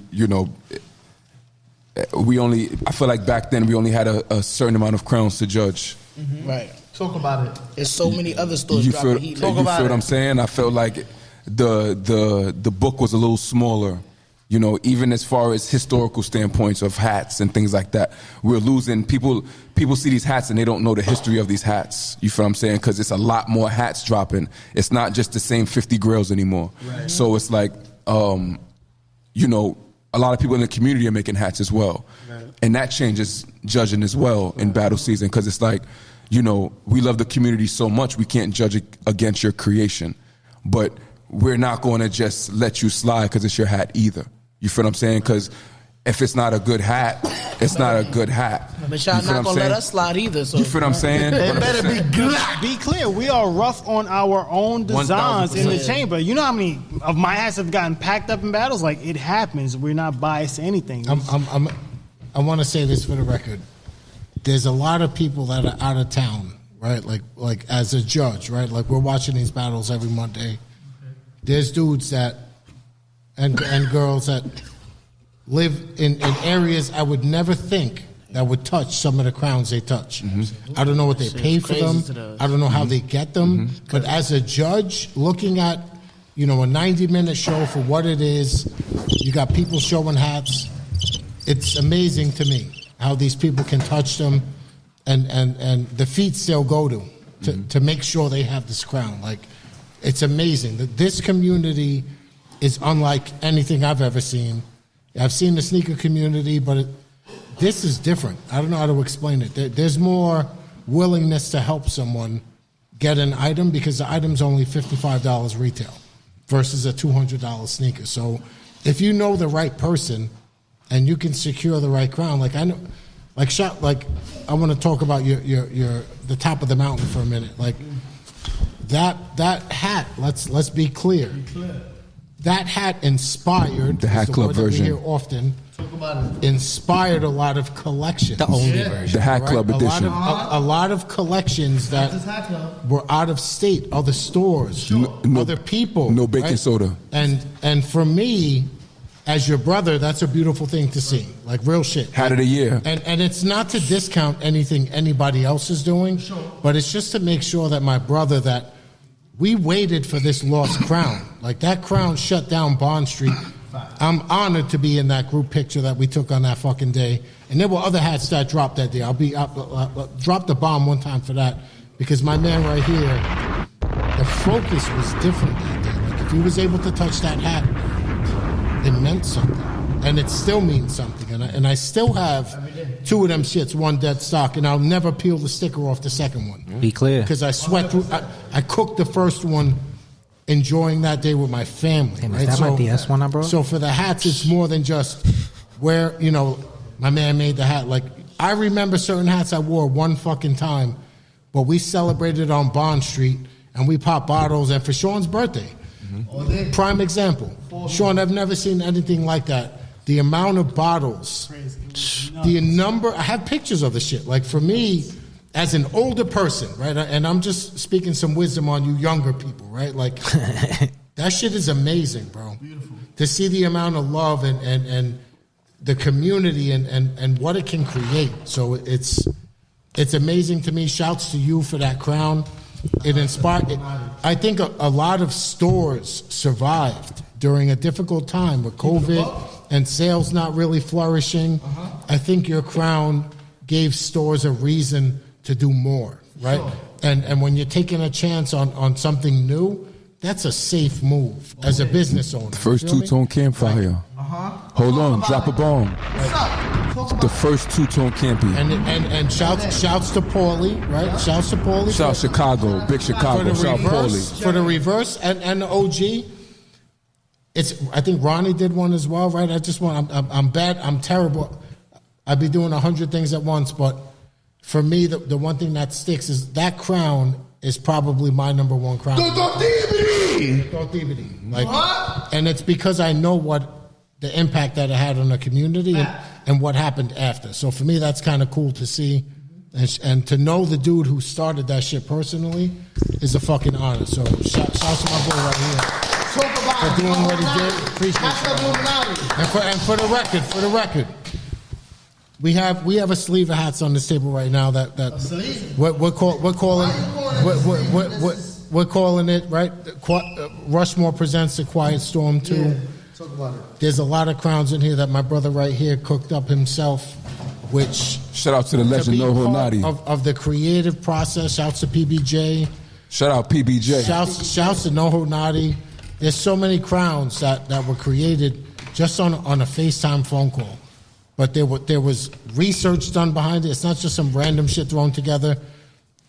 There's meaning behind these hats. So it's amazing to see these come to life with people that I consider family. So it's pretty dope. Drop a bomb on that. Yeah. Now, moving back, let's talk a little bit about patchwork and just initially, just the word Shout itself. out to my people. How does patchwork come about as a word for you? Because you kind of brought it's a lot of lingo that's been brought to the community by you. You know what I mean? But oh man, but patchwork drop a bomb for the linguistics. Let's be clear. You know what I mean? Like, shout out to the people, man. We love you. But where does patchwork even come from? What do you remember the first day? Sure. Absolutely, absolutely. The first time you saw a hat, you was like, "Damn, that's fucking patchwork." You know what I mean? For sure. Actually, the name was given to me by somebody that was not in the community. Somebody, like I said, I used to work at Bloomberg. Somebody that was very familiar with my addictive habits of collecting hats. I used to come to work every day in elevator with a different hat. I was in the elevator with 25 corporate people, and I was the only person in the elevator with a crown on. So, it stood out for a while. So the security guard in the building, I would walk by every day. If anybody's worked in a corporate building, he one day I had on I want to say I had on a Blueberry, I think I had on the OG 49 Blueberry. Swing that. You don't know. And I walked in the elevator and he said, "Yo, that patchwork is crazy. I'm gonna start calling you Patchwork." And I went in the elevator up to the 16th floor. It was a long elevator ride. And I said, "Holy cow, like Patchwork." But, with that name, a lot of legal things may come about. So I had to find a way to make it mine. So if anybody knows, February 17th, 2017, I lost both of my uncles. Shout out, rest in peace, long live Uncle Dave, Uncle Danny. Rest in peace. The day that changed my life. So every hunter, male hunter in my family's middle name is an A. So I flipped the A in Patchwork as a reminder. Also, it was easier for me to trademark. So, I don't want to get into the pins. I know you want to see about Patchwork. That's exactly where we're going. So, okay. So leading into the pin, how does the pin design come about? obviously the arch pin has become a phenomenon. You know Shout what I mean? out to everybody. I think the arch pin was the first phenomenon. Then you had the peaking pin. You know what I mean? And it just flows on as it goes. Right. You know what I mean? But sure. how does that come about? You know what I mean? Pin design wise, and just sure. like speak to how that really speaks to your brand, because 100%. I feel it is kind of representative. Gotta say, Sneakerfeenday can attest to this. We were pressuring Tab to make a pin for so damn. Clap it up for y'all. You know? We're like, yo, Tab, make a pin. Like, what you doing? It's very modest. Very modest. But it's like, shout out to my family. Like Tab would just keep saying, "It got to be right. It got to be right." And then if you ever see Iman Shumpert talking about Kobe, it's like Tab dropped like the render of the pin, and we was like, "Yo, what is you on? Like, why are you acting crazy? What are you doing?" Like, it had to, like, I'm like, yo. Everybody in the community at that time, not everybody. Shout out to the OG pin community. Shout out to the pin whores. Shout out to Mo. Shout out to Wildfire, AMS, Loso, ASAP. I don't want to miss any pin collectors' names, but shout out to the guys that all created pins. I wanted to create something different because I didn't grow up like a cartoon kid. You know what I mean? It didn't resonate with me. Like, no knock to the creativity that this community brings at all. But I couldn't sell something that I didn't fully enjoy. I couldn't just sell something for the sake of just having an item. So, it took a while for me to figure out something that would come across as me in the community that I thought was just one thing. At that time, it was just one thing, right? One design, one cartoon with a hat, things like that at that time. It didn't really emulate me, so I love jewelry, if anybody knows. Saucy almost died, but he's alive. He's still here. I'm here. Both of them. If anybody knows, I love jewelry. So shout out to Alex K, my designer. He was with me up late nights trying to figure out how we was going to figure out a way to create a pin with stones. Originally, the patchwork pin was supposed to be hollow. You were supposed to actually be able to put something through the O, the W, something like that. That sounds ridiculous. For sure. He actually sent me a mock-up. Shout out Alex. He actually sent me another picture, and it was filled, but it was empty around the edges. So I automatically said in my head, I'm going to put stones in it because it just had that space there. Yeah. And when I've seen the pin, I also thought of jewelry. I wanted to make the piece, as an actual jewelry piece. So when I had the idea, I knew, all right, that's it. So when I presented it to the family, I dropped my first couple of pins on Bond Street, the original platinum patchwork, gold patchwork, black patchwork. Shout out Noho Nati, my brother that day. Right next to him. We was right next to each other on Bond Street in the middle of the summer. Shout out OG Bond Street, we love you. We had beach chairs and we were just out there all day on the corner. They didn't really go well because it was new, but a lot of people may not know, but shout out Monty, shout out Pop, the first people to actually put the patchwork over the patchwork. Come on. Shout out Mo. Mo was, shout out Define Mo. Mo was the first person to make me comfortable with putting the patchwork over the patchwork, because if anybody knows that was in the community, I wasn't a fan of stabbing your hats. A lot of people wasn't stabbing hats at this time, be clear. Nobody was with the shits. Everybody had the patchwork in the front at first. You know what I mean? Sure. It was like, all right, that look cool. It was a cool pin in the front. I'm not going to hold you. 100%. But when somebody threw it over the patch, it took it to a whole nother level. You know what I mean? That shit took it to a whole nother level. The first person was the stab that, like, who was that though? He just said. Yeah, it was just Monty and Pop. We were at the. Monty and Pop. I had the pin. I had the bags in between. We was outside, and I looked to my left, and Pop was talking to somebody, or Monty was talking to somebody. I looked at their hat, and I was like, "You put it over the patch," and they said, "That's where it belongs." Oh. So that kind of gave me a new perspective on what I had. You know what I mean? And I feel like Monty and Pop and Mo, because Mo was a person that actually made me put the patchwork over the patchwork because I wouldn't stab it. And then we were at a meetup on Bond Street. And I keep shouting out Bond Street because Bond Street is the reason why we all here. So shout out Bond Street. You feel what I'm saying? So we were on Bond Street one day and I had my patchwork pin in the front of my hat like everybody would. So she said, Tab, put it on the side of it. I was like, Mo, I can't do that. She said, Tab, you can just rub it and close the hole. So I was like, what? Mo told me that too. She was like, you can just rub it and close the hole. Shouts to Mo, shouts to Wildfire because they have all of the little tricks for the pins.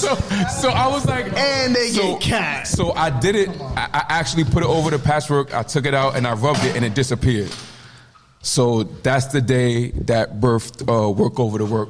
You know, a few people I think either seen Mo do it or Monty do it or Pop do it, and kind of follow suit. So shout out to those guys, man, that actually took Work Over the Work and, you know, took it by storm. You feel what I'm saying? Shout out Pinwork too, because I want to take credit for that too. I want to take credit for Pinwork. Come on, Pinwork. Talk about it. Pinwork dressed up as well. Shout out to the Noho Secret Society meetup. Shout out to the Infinity Stones. If anybody knows the pink Secret Society, the blue Secret Society, the purple, orange, black. Am I missing one? That's it. That's it, right? So if anybody knows, if you're watching, we feel Day was the first person to put all the Secret Society pins in all the crowns. So we were at the meetup, and if anybody's remember the picture, this is history here. Day had her head down, and she had all the pins in it, and I said, Day, we got to come up with a name for that. And we were in the chat trying to figure out a way. Go ahead. And it's like, and I'm going to keep it a buck, like, shout out to Tab because he's literally, like, I will come up with things, but I can never make a name for it. And it's like, I'll come into shit and I'm like, yeah, I'm going to do this. And shout out to Tab because even, like, my new Rushmore, like, he named that. He said, yo, that's Day in the Bay. I said, what? I said, nigga, we got one. Like, so it's like, I'll do things, but he'll always know how to name them. So, like, dressing up, he was like, yo, you got to name them. I'm like, nigga, I don't know. Like, so we were in the chat that dressing it up. I'm like, oh, and that's one thing Tab do. Like, he good with making a name for some shit. Like, he's made a name for a lot of things. You don't get no Astros? That's Tab. Yeah. Dang, you dropping gems on him right now. We didn't even know. They get in duffel Diamondbacks. We're gonna get into that. I love my family. You feel what I'm saying? That's the only people I do it for. But you know that. But that's the birth of Patchwork and Work Over the Work. But yeah, shout out to the people that subscribe to Patchwork, that love Patchwork, that buy my stuff. You know, like everybody know I'm not stopping, so every passion in the world is protected. So shout out to everybody, man. There you go. All right, let's talk a little bit Rushmore 1. Sure. You know what I mean? Now, what makes you want to dedicate a hat to your wife? You know what I mean? Like you're making a hat on the spot. Like you could just put some colors together, but you go close to home. So what? Sure. Like, what? Talk about how important family is to your brand. For sure. Because I feel like in general, like it's sprinkled all over your brand. You know what I mean? And your family is very important to you. So for sure. Let's talk about how that resonates within the brand and the Mayflower specifically. Well, like Hatclub is like the biggest platform as far as fitted hats are concerned. You know, so if I was blessed to be able to create something with the biggest company, I have to put my family on the biggest stage, right? That's like the most respectable thing to do. If you're a part of anything that has any eyes, you know, anything that people love or anybody take care of, you have the opportunity to create with them, no matter what it is. If it's food or anything, you got to honor your family. That's who you go home to every night. You feel what I'm saying? And that's important to me. You feel what I'm saying? My brother, I consider this my family. You feel what I'm saying? I wouldn't create with anybody. Anybody knows how I collab or how I operate my business. I operate family first because that's important. And that's how Bond Street operates as well. So when we were given the opportunity to create, I knew that I would create something. Shout out Drippy Skylark. I wanted to use that yellow that he used on the Drippy Yankee legendary crown. Shout out Tony. Shout out Tony. Shout out Drip Skylark. Shout out to Drippy Skylark. That's a legendary Yankee. And if you own that crown, that is a crown to own. It has never been dropped again. That's one of mine. You know what I mean? Talk about grails I'm missing. Shit. It has never been dropped again. Shout out Tony. When I seen that hat, that yellow, it wasn't yellow, it wasn't orange, and it fucked me up when I seen Tony's hat, man. And it's like I like color, I like difference, I like to make things pop. You feel what I'm saying? And I knew that my wife's mom's favorite flower was a sunflower. I wouldn't want to use yellow because it was too close to taxi. I didn't want to use orange because it wasn't a sunflower. So Tony's, when I seen his hat, I said, easy. That's the yellow. You know, I didn't want to use bright yellow. I didn't want to use, so shout out my wife. Her name is May. So the M is for May, but the orange is for her mother who passed away. Her favorite flower was a sunflower. I wanted to create the first two-tone green bottom glow in the dark as well. It hasn't been done prior to Rushmore. So that was the, I want to say the first hat that I knew that I was going to do in Rushmore 1. I knew I was going to do a dedication hat. I don't know if you want to go along the rest of the hats, but that's what, you know, that's the first hat that I knew that I was going to do. Well, the next one is also a dedication hat we're going to talk about, you know what I mean? So we'll talk about a little bit about the Slauson. No pun intended. Rest in peace, Nipsey Hussle. Because, not for nothing, like, this hat, I mean, I think we all liked it when it first came out. For sure. You know what I mean? I think it was something that everybody knew was a nice looking hat at first. You know what I mean? Like, but after it aged, you know what I mean? As time has progressed, this hat has really some of these hats. We had a conversation on the block one day about 100%. Everybody has one of those ones in the pack. You know what I mean? That has gone on to, you know what I mean? And this hat, the way that it's aged, can you talk about? Because you didn't even know this is a $500 crown right here, right? Like, you didn't even know. Shout out to the people, man. Rest in peace, Nipsey Hussle. One of my biggest inspirations. You feel what I'm saying? Like I said, I was given a platform to showcase things that I love, things that are close to me. You know, I would be doing it a disservice if I didn't do things for the things that inspired me. You feel what I'm saying? Like, all of us create. Everything that we create is inspired by something. Family, love, you know, something that goes into what we create. So, you know, Nip was we all came from struggle. We all come from these places, and Nip was one of the people that spoke to me next to Jay. You feel what I'm saying? Those are the two guys that actually, you know, helped my struggle. So, you know, when Nip passed, you know, it had nothing to do with music. It was more of my personal impact. I felt like I knew him.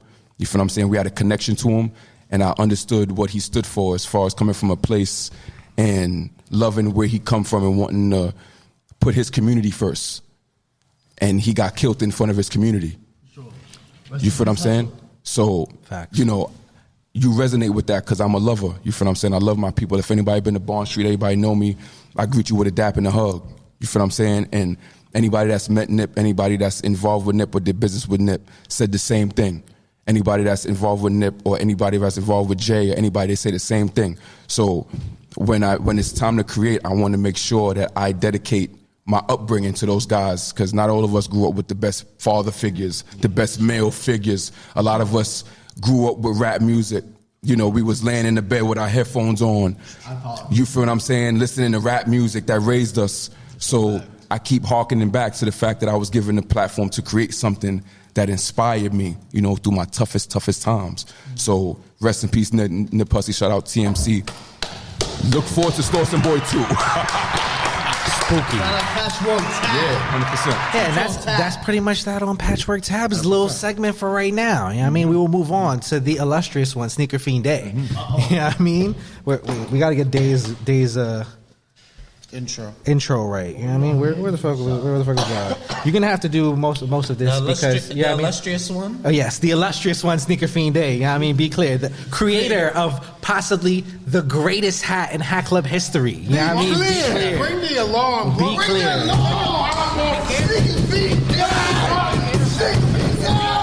Be careful. Bro, relax. Sneakerfeenday. Just don't hurt the clowns. Sneakerfeenday. Bro, chill. You need water? Sneakerfeenday. You need water? I'm chilling. It's day. The creator of possibly the greatest Hatclub hat in history. I want to say the greatest. I want to say the greatest. I leave it to the people. Yeah, I mean, I leave it to the people. My personal favorite Hatclub hat of all time. It's just up to me to just possibly the greatest. You know what I mean? I leave it up to the people. They say what they want to say. You know what I mean? The jiggy one. You're gonna like this one. You ready? The Madam of Mountains. Be clear. Be clear. Be clear. Sneakerfeenday. We here. No, we're not there. There we go. Boom. What did I do? Sneakerfeenday in the building? Seriously, that ass. Careful.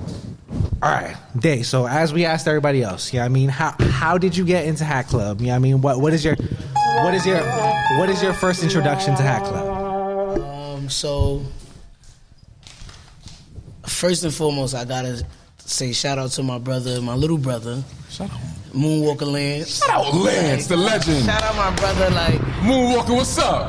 And shout out also, y'all don't probably even remember my boy Leon that used to work at the store originally. Shout out Leon, OG Hatclub Noho. My first encounter was my partner from Jiggy. He came through the practice. We used to do fashion shows, with our brand and stuff. And he came through the practice. He had on the Tampa Bay Pinky. I'm like, inaugural joint. Understand me? Bro, where you get that from, bro? He like, yo, Leon work at some hat store. He got me that. I'm like, nah. Mind you, Leon was one of the models for our fashion show, but he also worked at Hatclub.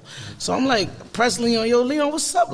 Can I get a hat? I seen a pink bottom under it. I need that. He like, yo, my full day, I didn't know you was in the fittest because I was in this weird stage with my locks at the time where they was short and not long, and it's really hard to do hats with it.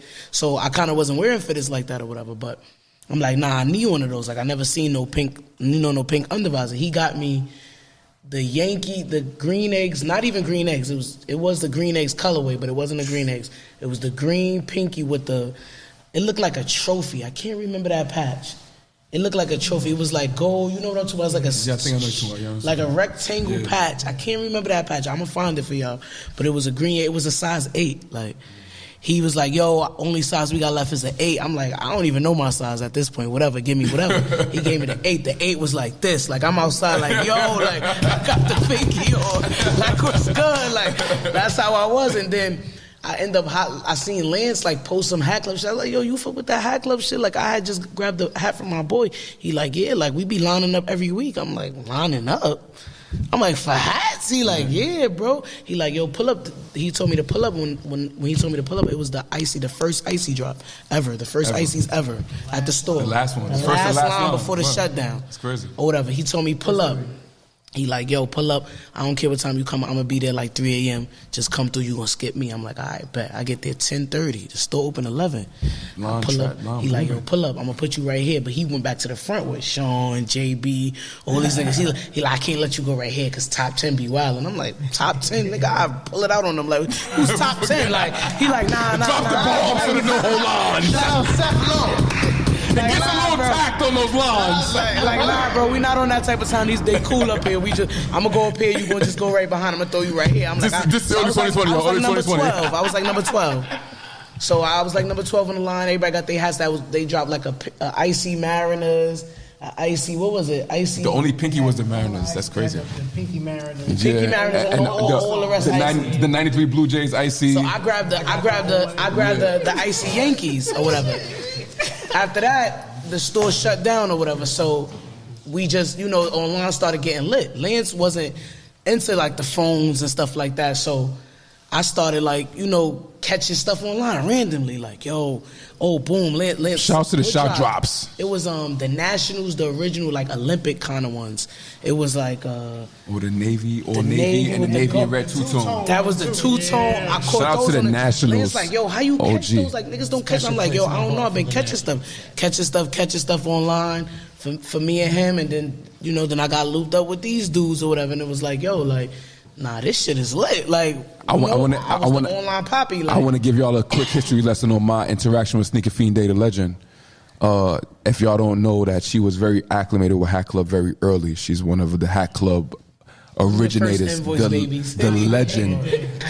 So I don't know if any of y'all understand the magnitude of the original Navy Icy drop with the Cardinals, the Braves, Navy.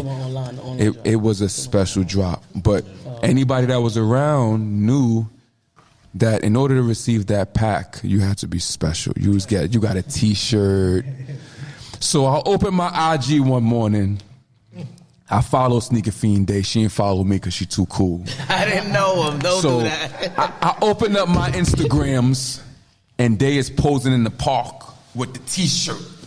With the ices. With the ices. I said, stack of ices, bro. I said, oh, with the Hatclub icy T-shirt. That was my first message to Sneakerfeenday ever. With the blueberry icy on the back. The ices, just the ices. I said, yo, shout out to you. I need one of those. So let me give y'all a quick history lesson on why this is my sister for life. I want to know, when did you guys first meet in person? Hold on, I'm gonna let Sneakerfeenday go because I'm gonna give you, and I'm gonna let her rock. So I'm telling you, my first interaction was the Cardinals icy, Navy icy. He said we was in the chat, though. We never met. We never met. We never met. So the first that was cotton candy, right? So I want to say the second meetup. The first meetup was cotton candy That's meetup. What I gave you it, bro. Crazy. We outside, beach chairs, beautiful time. I knew Sneakerfeenday for maybe a hot 3 months. And only through chatting on the gram. At that time, that Navy Cardinals was the greatest hat of all time, and if you were around, you understand the magnitude of that Navy 64 Cardinals. That was my second L online. Because around that time, the 64 Pinky didn't drop yet. That was still the Hatclub Grail. So the Icy was the second best at that time, but everybody was waiting for the restock of the Cardinal 64 Navy Pinky, and it didn't come back yet. But, boy, listen, I came to the meetup. I knew my sister Sneakerfeenday for a cool 3 months. We was in the chat chopping it up, but we all from the hood. We all, it's still competition, but she cool. So my sister came to the meetup. She knew that was my grill. She said, yo, she threw it to me in my lap. That's you, my boy. And if anybody go back in my page, I still got the story in my highlights when my sister gave me that crown on Bond Street. That's love. So before she get into her story, I just want to tell y'all the heart of my sister Sneakerfeenday and why she is who she is. Love you, bro. Love the legendary Sneakerfeenday. If y'all because the legendary Sneakerfeenday, the FNF leader, the FNF aficionado, union delegate. My sister Sneakerfeenday. At the time, it was like, you know, like I fucked with the hats heavy, but when a nigga tabbed and said in the chat 14 times, yo, that's my girl. I gotta find that cards. Mind you, he 5'8". I don't know if I had a 5'8" or 3'4". 3'4". I still got it, my sister. I never let it go. And he was just raving. Like I'm like in my head, I'm like, I'm gonna just get him this hat. Like I ain't even that crazy about it, to be honest. So it was like, I threw that in his lap. He looked at me like, you dead ass? That day changed my life. Nigga, yeah, it's a hat. Like, it was $50 here, bro. He like, what I owe you? I'm like, nothing, bro. Like, you said you love that shit. Like, it is what it is, so, yeah. I just got to drop this in. Kyle, a.k.a. Noko Slim, wants his credit to be the first to ever say the illustrious. I'll give that to Noko Slim. Shout out Noko Slim. Yeah, shout out to Noko. Oh, my fault. Be clear. That's how I got that. Shout out Noko Slim coming up with the illustrious Sneakerfeenday. Be clear. That's my 2v2 partner. You know what I mean? That's how we used to join the lives. That's how we used to join the lives. You know what I mean? And the 2v2 FNFs. We got 3 folks here. You know what I mean? Yeah, so just be clear. You know what I mean? All right. Now. We got how y'all met. You know what I mean? That's a hell of a story. I don't want you to take away. I just wanted to get y'all that was a hell of a story on how so that's how you met Tab. How did you come in contact with Nati in real? How does that happen? Like meeting in real life type shit. So first, like he said from earlier, he seen my combo and he hit me, and I looked through his page and I'm like, this nigga fly, like, who the hell is this? Like, and then he like, you know, I'm from Brooklyn too. We chopped it up a few times, but honestly, I ain't gonna front.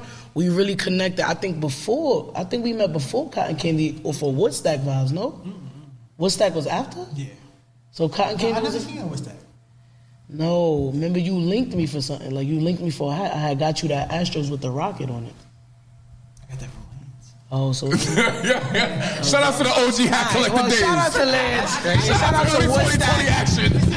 This is like off like hat territory. We met a couple times with Cotton Candy. We chopped it up a lot, so I felt like we already had met it because we was chopping up so much in the chat. Mm-hmm. It felt like we was already. Sure. So I didn't even realize Cotton Candy is. You know when we got really locked in. We went to artichoke pizza first, and then we went to Seawolf. And then it was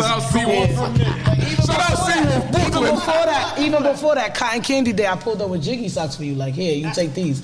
I didn't give nobody else. I seen his page. I'm like, this nigga fly. He gonna get some Jiggy. Listen, and that's how me and him connected. I'll never forget it. I had on Calabasas socks with off-white Nike Blazers. I'm like, yo, I'm doing so bad. They pulled up with the perfect matching color socks. I said, yo, throw these. I'm like, oh, I love her. He like, oh, thank you for me. I'm like, yeah, like. So that's how me and him interacted for the most part. But we talked a lot like on the internet before we actually connected. So it's like we didn't even I didn't remember when we actually met because we were connected from them. But like once we got together, it just took another level. So yeah. Now I'm the real Sneakerfeenday. It's been debates for months. Talk about getting hooked on hats for real because it's like I had pulled something up because it's like a special kind of collecting that's at this table right here. You know what I mean? It's a little bit different. We all got hooked a little bit special. You know what I mean? Like Nati, give me a hug. Book your flights. I heard y'all got it. Give me a hug. you said give him a hug. I think you're true. You know what I mean? So we all got hooked. We all got really hooked in a certain way. So what is it that hooked you for real? So I had pulled up a post from my mother on Facebook. She had put up my Bucky Brewers the other day. Long live Buck. Shout out to my baby. Y'all know what's up. But she had put it up on Facebook just to, show me some love. My mom is really not an emotional person. Like, she's not one of those people to say, I'm proud of you. But it's like certain things she just like, so she had put up like, during the pandemic, after, the store shut down and all of that, if anybody know me, I'm a party animal. I'm outside. I'm outside 24/7. I'm popping bottles. I'm doing this. I'm having a bowl. So the pandemic was a very, very, very depressing time for me because of the fact that I couldn't be around my people. And then on top of that, I also lost my nephew early, like mid-pandemic. Like early pandemic, July. So once the pandemic hit like March, I had went out to my mom's house in Delaware, I want to say in like April. And I stayed out there to make sure I don't be outside, but I was really, really like just depressed, like just like this shit is whack. I can't do nothing. I got into the Hatclub shit, like I said, from the website. I was catching shop drops. I was catching little shit, and it just became like an addiction and an outlet, like more so, not like because I really, like the hats was cool, they was dope. I fucked with them, but it was something that kept me afloat. And then when we lost my nephew in July, it was like. I just zoned in on that because I didn't know what to do with myself. So it was like, I don't know what else to do. I'm going to just collect hats. I'm going to get every fucking hat that drop. If I want it, I'm going to get it. I don't care. I'm going to figure it out. Invoice, resell, whatever, I'm going to get it. So it became like just like an outlet in a time that I really needed something else. And I just took it to another level. And like my mom had posted, I had pulled up the post, like she had posted, I remember back in 2019 when the pandemic hit. Well, I remember back in 2020 when the pandemic hit, Deanna was staying with me in Delaware and started buying fitted hats from Hatclub. Random boxes was being delivered daily from Hatclub. I remember carrying 10 boxes to the house at one time, cursing her out like, what the hell is this? And fast forward to now, and she's actually designing hats for that same store that she bought so much stuff from. The legendary Sneakerfeenday. So that's how I got addicted. That's how I got addicted.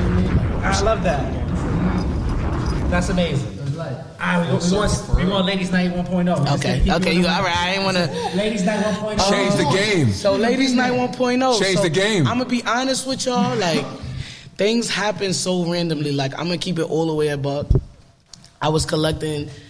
I was like just into it, and MVP Panda reached out to me one day, and she spoke to me through Aaron. I don't know if y'all remember Aaron from the warehouse. Okay. Shout out to the OG warehouse. Aaron used to fuck with me. He used to rock Jiggy. He was like an ambassador for Jiggy. He used to go hard for it. And he had reached out to me like, yo, my boss wants to grab something for me. She want like a shirt, a hoodie, da-da-da. I'm like, where, who, or whatever. So he sent me Davey Page or whatever. So I reached out to Davey. I'm like, what's up? And she's like, yeah, like I wanted to grab some stuff. So I'm like, all right, I got you. I just sent her a care package of like 3 hoodies, 3 shirts, socks, everything we had.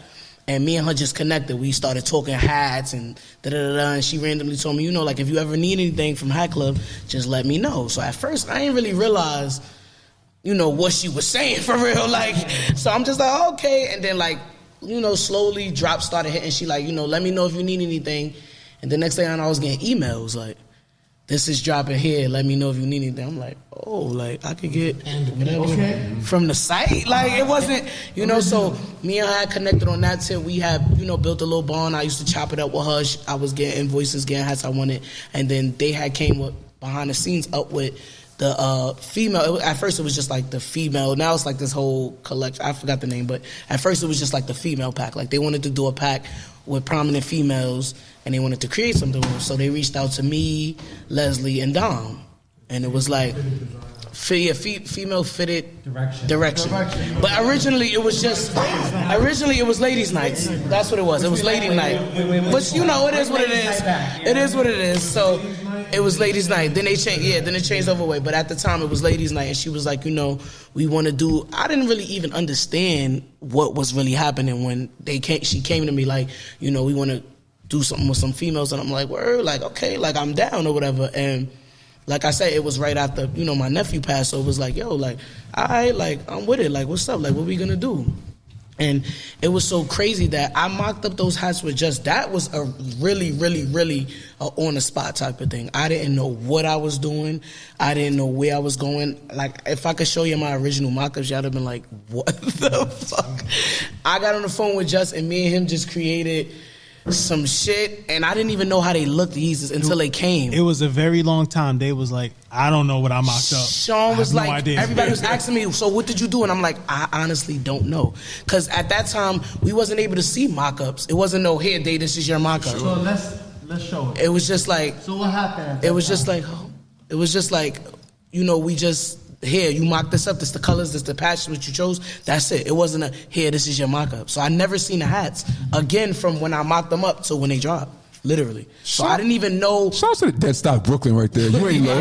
You ain't low. That's crazy. That's a $45 Yo, tag. let me see that. Show the camera. Let's show the camera. That's a $45. Shout out to my brother Yeezus. Sneakerfeenday, January 2021. That's a $45 tag, but that is Dead Stock Sneakerfeenday. It came Y'all about. don't even have this.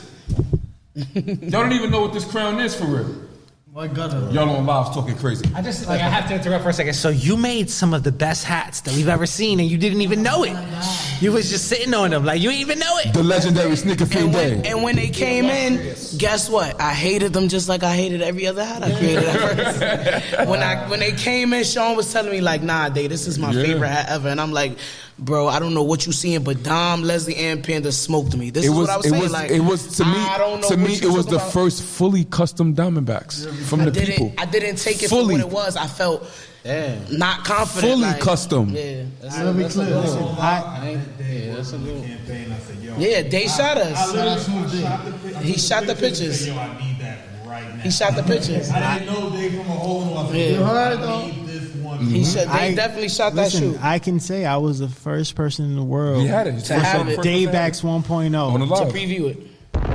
We had some pictures. They gave us the love. We had some pictures. They had sent us hats because we were supposed to do like a whole photo shoot with people. So I had chose Sean and like somebody else, Sean and Lance, and we ended up not doing that. They just wanted us to be the people, so they just shot us. So I had a 738 and a 758 extra. I gave it to Sean and I gave it to Lance, and Sean was one of the first people to like debuted it and like go crazy with it. And at the time, I still didn't understand what I had, y'all. Like I didn't realize like, yo, she still don't get it. I still don't understand. Like, but at that time, I really didn't understand. So shit right here that ties to it that is fucking amazing. So that's how those came about. If it's one thing I can say, you always said, I want this snake to be silver, metallic silver thread. You always said that. I always hated the Copper D. I don't know what it was. I always hated the Copper D logo. Like, I don't know what it is. I'm a silver person. Copper like, phone I have them. I had all of that, bro. Come on. I get what you're saying. I get what you're saying, bro. But in all reality, I've always been a person. Even when I buy my jewelry, rugby's, copper phone posits. I had it all, bro. Like, I did that. I did that in my sleep, bro. It's not even about that. I did what was hot, but that don't mean I naturally liked it. Genuinely, I'm a nigga. Even with my jewelry, I do white gold over gold. Yeah. I don't like gold, copper. That's not my I like silver. I always love silver. So when me and Just no matter what, I want the logo to be silver. I don't want a Copper D. I wanted to be something complete. This was the first silver logo D in Hatclub. Like 1,000%. Like, and you say you said when they came in, you were still beating yourself up. I still was kind of like. So what was the turning factor for you when the people started going crazy? It was like, y'all really fuck with these, like me. I think did you look at the hat? I think Dave really. That's my thing though. I'm a big person on. Like, it's sad to say, but I care about what people think. She realized like, at FNF night when it redropped again and it was only friends and family. That was the night that I truly realized, That was the night that they realized that hat was what it was. I reached that was a whole year later, but it still was like, in the time, I always felt like when it first dropped, my first... Shout out to everybody that popped out to the Sneakerfeenday, Daybacks, 2 meet up friends and family. We love y'all. My favorite hats out of the female pack was Dom hat. Shout out Dom, shout out Les. Like, those were my favorites. So it was like, I didn't feel like I was living up to that. You know, I was like, damn, I kind of dropped the ball, but fuck it, I'm going to figure out getting another chance. Okay. But then once time, you know, things age, things change. And it's like, people from Arizona were hitting me like, yo, like when I did the FNF, they were like panicking, like, Day, like, we have been waiting for this to drop in Arizona. Like, please bless us. Like, it's to the point that I blessed maybe like 10 people out of Arizona. I sent them the hats for retail. Like, it's mandatory because we a part of LA, this. Matter of fact, I took some to LA, maybe like 6. Yeah, right. Shout out LA. Shout out Mickey Magpie. Great food. That's how they got theirs. I took some to LA with me. Like, not even great, like 6 of them. Mm-hmm. And it was just like... Yeah, I remember Grateful on his really nerd shit talking about, I got the Bangladesh version of the Daybacks. Like, I'm so happy it's Bang now. Shouts to Grateful. Okay, so, like, after making your hats, right, like, and then seeing them beating yourself, like, tearing them up, like, nah. How does that weigh in with, like, your actual creating? Like, you know, like... I'm still confident. Man, y'all don't even know, man. Because y'all don't even know, man. If you're your biggest critic, right, and you're designing a hat, what's oh my God. Like, I feel like you could literally be your defeat, but you're not defeating yourself, you know, like... But the thing is, it's like when I'm creating, I'm like, all right, this shit might be hot, but then when I get another second to look at it, it's like, this is not it. They like, what are you doing? Like, me and Sean, I done text Sean a million times. My hats is Rushmore too. I've been going nuts. I'm not even gonna lie to y'all. Great tidbit. Like, they did not like the Daybacks 2.0. Say that. At all. That was actually one of the things I felt was the worst in my Rushmore too. Jesus, yes, exactly. And it's real exactly. Shit. And it's not even faking to try to get people to like, no, y'all, like, my heart is my heart. I'm genuine about everything. Like at least 10 times. Goose, Tab, Sean, they all black. You're fucking that have an intervention like, with that's you. That's my favorite practice. That's my favorite hat in Rushmore too. Because at the time, you know, I was going Rockies crazy, so I felt my Rockies was lit, but I felt my Diamondbacks fell short to this because I finally started loving this one, and then it was like, this is not comparing to that, but that's another one over time. I must go on record as saying the Daybacks 2.0 is one of them ones. It was one of them ones from the jump. About it, be clear, that was one of them ones from the jump. As it ages, yeah, I mean, the black classic only gray black crown bottom in Rushmore at that time, right? Only black crown. Classic gray. Yeah, bro, like black guts, gray bottom. Like, come on, like this, and green's forest green. Very partial to green's my favorite color. So she used the darkest green. Be clear, y'all. I will say it's hard. We'll talk about that. I guess we'll lead into that. You know what I mean? It's hard to make a follow-up in a series. You know what I mean? With a hat that good to start. You know what I mean? When you start that high, it's like a movie series. You know what I mean? If you got the trilogy, you know what I mean? If the first joint hits like that, making the sequel is tough. For sure. But you pretty much succeeded. You know what I mean? Now like, how does that work in the creative process, and how hard is it to be thinking about the Daybacks in the back of your head? It feels like almost because that's like the pinnacle of hats. You know what I mean? It's honestly hard to live up to the, like, you know, the hype of Daybacks. Like, you always trying to reach that peak again. So it's like criticizing myself because I still don't feel like I reached that peak again. So it's like, yeah, this is hard, but it's like, Stop beating yourself up, man. Yeah, I know it's hard. I've always been like that. I come from a family where it ain't no, oh, you did good. It's, oh, you could have did better. That's just how I grew up. So it's like I'm always thinking that. Yeah, I'm always thinking like, damn, I could have did a little better. But I'm learning, being a part of a group like this, I'm learning to appreciate the things that I do create because they do. Like they go hard for my shit more than me most of the time, and it's like, yo, like I need that. I need those type of people in my circle. So the legendary Sneakerfeenday. I mean, you gotta understand who you're talking to. Like, if you look at Day's hat, Day's not even wearing one of her own crowns. We all just dropped crowns. She's wearing one of mine. Like, this is just the person Day is. She's just a different kind of soul. Like, around the clock.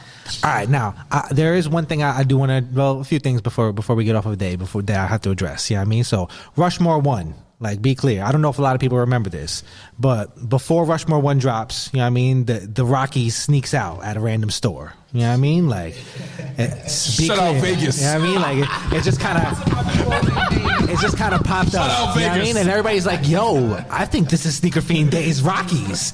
You know what I mean? And the panic ensued. You know what I mean? Can you talk about what that feeling was like to just kind of like, that you know what I mean? Crazy day, right man. Before the drop, you know what I mean? And what that was like. They sent the pack. Another example of my brothers keeping me afloat, because I'm gonna tell y'all right now, Lord have mercy. I was in tears that day because it's like, you know, you put this time in, you put this effort in, and it's like another store dropping before you even get a chance to. Like, you've been sneaking little pics, doing little stuff, and then you turn around and you see your shit being dropped before the store that you made it with even dropped it. Like, that shit was a very like emotional time for me. I was hurt. It wasn't even mad. It was hurt. Like, what the hell? Like, why me? Like, why did y'all drop my hats? But that was another time of my brothers keeping me afloat. Like, yo, like, it don't matter. Like, your shit's still gonna boom. It's still gonna do what it need to do. You got to rock hit the them shit niggas early. up. Hit them niggas. They did right. I end up everybody. hitting them up and told them it was my hat, and they dig some info, and they did right. And they was like, you know what? We truly apologize. We only have about 36, I think they said, but they said we'll send you your size. So I was one of the first ones to have a Rushmore hat. 1,000 Nobody hats came in yet. The first one. Yeah, nobody hats came in yet. So it ended up being a positive more than a negative, because I was able to show it was literally the same exact hat. Like, it was crazy. Like, I'd never seen like. And shout out to Frosty Preem, who said to Sneakerfeenday, this is his favorite pinky outside of his next original. to the OG 9-6. Shout out Mama Love. He said that's his favorite pink bottom. Shout out to Preem for that. Shout out the originator, Frosty Preem. But yeah, at the time it was tough, but then it turned into a positive, because like I said, I was able to show off my hat before anybody had their hats. So it's like I knew how my hat looked. Like, so it became a positive more than a negative. All right, I was gonna take you off the hot seat for a second, but we just gonna stay here. You know what I mean? It is what it is. Sure, last question before we jump on to Goose and Saucy. You know what I mean? Now, we know, the people know, the streets know that solo Sneakerfeenday pack is happening. You know what I mean? The streets also know. What's up? If they watch the Off the Dome podcast and they are familiar with the streets, they also know Long Island, what's up? this pack is going to a specific Hatclub store that's not NoHo. Can we talk about like just Ruzi and why Ruzi is important? God, Taz, what's poppin'? After you go, I want Saucy to speak to this as well, because he was probably the first person on the scene at Ruzi, really, for real. Yeah, I mean, like, can we talk about like why Ruzi is important and why you thought it was important to do your pack at Ruzi? First of all, shout out to Taz, Kai, over there. Roosevelt family That from day one, I felt it was Sean. Me and Sean both have amazing solo packs on the way. Shout out to my brother Noho Nati. the legendary Noho Nati. We felt like we already were doing, you know, Noho pack. His pack is gonna be Noho. In my heart, like I think I brung it to Sean and Tab first. Like, yo, y'all, like, I want to do my pack for Rosie. And it was like, yo, that would be crazy. And I'm like, because of the simple fact that, like I spoke on earlier, like, it wasn't no Noho. Noho was closed. As you know, we was all at Roosevelt for Spumoni's. I was about to say, if anybody was in Roosevelt January 2021, y'all know us with them Spumoni. Shout out Quan. We took over. Shout out Quan. We took over the Spumoni drop, And that's shout out to Kai for always showing us love and knowing who we were in this community, that she just showed us love from the beginning. It was never no weird vibes. It was never no, y'all never pulled here. It was on some, y'all fucking with us? Then we fucking with y'all. So I always felt, even still to this day, like if Roosevelt dropped something before Noho, or I don't feel like running to Noho, I'm hitting Kai ties. Like, yo, what's up, homie down? Can y'all put this one to the tuck? I'll send the bread, whatever. Like, and it's just real love. So it's like, why not bring to a store that, in the time we had no other store, gave us what we needed? Say it again, Dave. And now it's like, we had no other store, baby. No other store. Noho's back, and there's no drops at Rosie. It don't make no sense. Like, Do right, you feel me? So what the fuck are we doing? So shout out to Sneakerfeenday, who's gonna have the first my first Roosevelt solo exclusive. will also be the first real made for Roosevelt exclusive. So shout out to my people at Roosevelt. It's straight for real. I just gotta say, I had to highlight that. I'm sorry. Nah, I appreciate you. I just gotta say, Dave's solo pack is probably like the best assortment of that amount of hats I've ever seen in my life. Sheesh. Hey, yo, security in Roosevelt, get y'all segues right. Yeah, they gotta hire new Get y'all security. segues. They gotta have a meeting before this shit happens, because I don't think the mall is ready. I've been talking about. I don't think that mall is truthfully ready. We partying on the top level of the parking lot. But it's important. It's important to show love to that store, because I feel like the Hat Club really gives them the short end of the stick at times. You know what I mean? And just like, I don't know who handles, you know what I mean, allotment for stores and ordering for certain stores, but Rosie be getting shitted on a lot. You know what I mean? They don't get the best teams, and then when they do get the best teams, they get a little bit of them, or they give them a lot of the bullshit teams, and then motherfuckers in being meetings like, yo, why don't hats sell at Rosie? Well, guess what? Use a Sneakerfeenday to save you. Yeah, do right. You know what I mean? Sneakerfeenday to save you. For that drop, And a lot of it is because, you know, Noho is the flagship store of New York. I won't take that away from Noho. Noho should always have that shine. But like I said, when Noho couldn't open and that mall was open, we was at Rosie. So I want to bring that feel back to Rosie. I want to see a line wrap around the escalator, staircase, all that. Like, I want to see some y'all gotta shit get y'all like, Chick-fil-A. and it's only Rosie. It will never drop nowhere else but Rosie. So, yeah. Go ahead. 100%. There you go. That's that on that. You know what I mean? 100%. All right. Moving on. Now we go into the Saucy portion of this. Saucy, now I need you while we do this. You know what I mean? I know you might get hyped a little bit on some of these. Just keep the crowns clean. Just keep the crowns clean. We've talked about how much money. Grab the mic for yourself. You know what I mean? And You good. Understand that. Do your thing. this is your moment right here. Goose is coming right after you. Goose with we me, got though. we got questions specially for you. You know what I mean? All right. So we got everybody got their introduction. So are you ready for your introduction? You know what I mean? Yeah, bro. All right. I got braids on. So we're gonna. You know what I'm saying? Careful. Don't drop those. I'm very you know? careful. All right, so we got the big bro of wait, hold on. This is a fucking You drunk too now. Huh? no. It's a tongue twister. The big bro of Botitas. There you go, the big bro of Botitas. Wait, what the fuck y'all? Wait, hold on.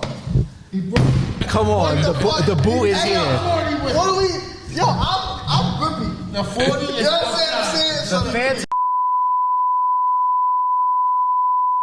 To me, Saucy, how did you get into hats? You know what I mean, or back into hats? Because we were all down with the hats. Okay, you know so what I I say like when I was going through, you know, junior high school, and I had the long hair. You know, I'm Latino. You know, got the curve going on. So I will really wear Cleveland Indians. mean? Okay. And Little Wahoo action? Diamondbacks and Yankees. So when I would wear these crowns, I would think like, damn, like I'm wearing hats and it make me look smooth with the hats on, with the curve going on, the long hair, and I would be on my light skin shit. Real, like I'm gonna keep it 100. So how'd you first come in contact with the hat community then? The hat community, I'm gonna be honest, I'm gonna shout out Pink Brims. Okay. Shout out Pink Brims. Shout out Chris. So The legend. I know Noho Nati had the battle going on season 1, and Pink Brims told me, he like, yo, look, like we selling stickers on Bond Street, and we got the Noho Secret Society going on, the Pink Bottom drop. So when I came, I'm gonna keep like this is off the dome. This is off the dome. Yeah. So, you heard? This ain't none of that funny stuff. So it's real talk, right? So about around 2020 June 13th, right? I came home and shit, right? I was in a bad place or whatever. And then shout out Frosty Cream and PBJ, they created the Pink Bottom 2019, but I came around June 2020, and I seen the Pink Bottom, but it wasn't like when I seen it. It was like these other stores. It wasn't Hatclub. Yeah. I'm from Queens, so shout out Queens. So I seen Sports World and all these other stores dropping Pink Bottom. So when I came home, I'm like, hold on. I've been wearing hats. Like I just said, like I've been wearing hats. Junior high school, acting crazy, young boy. I'm from Queens. Queens get the money. Queens get the money. So I had went away for a little while. I did 3 years. You know what I'm saying? So when I came home, my boys was hitting me. They was like, yo, they got Pink Bottom fitteds on Jamaica Ave. $50. Shout out on to the Ave. Cali block. Shout out Something Southside, light, man. yeah. Like the bricks is on the block. So I'm like, what the fuck? They got Pink Bottom. All right. So I pull up. Do you remember what the first one you bought was? The first one I bought was a White Sox Black Crown 05 World Series Pinky. Come on, It was that's probably classic. a white gutter too. That's classic. In 2020. You heard? It was like Pinky, right? So, listen though, hold on. So when I posted it, shout out my brother Chris, Pink Brims. Okay. He had hit me up. He's like, yo. That's not legal. Listen to me. That's an illegal pinky. Listen to me though. You heard? I don't know no better. So he hit me, he like, yo, like that hat look nice, but you know, Hatclub started that. Hatclub, what the fuck is that? So he tell me, he like, yo, Hatclub, Frosty Cream, he put me on, what's going on? You're blessed. Can I just say that? Yeah. Like the fact that like not everybody in the world, this is how you know you're a chosen one for us, Saucy, because not everyone in the world can post a booth hat and then have Pink Brims themselves hit him up and be like, shout yo, out Chris, Far Rock. Yo, bro. The beach. Hatclub. You know what I mean? Let me show you some. That's Right? that's the So- chosen one right there.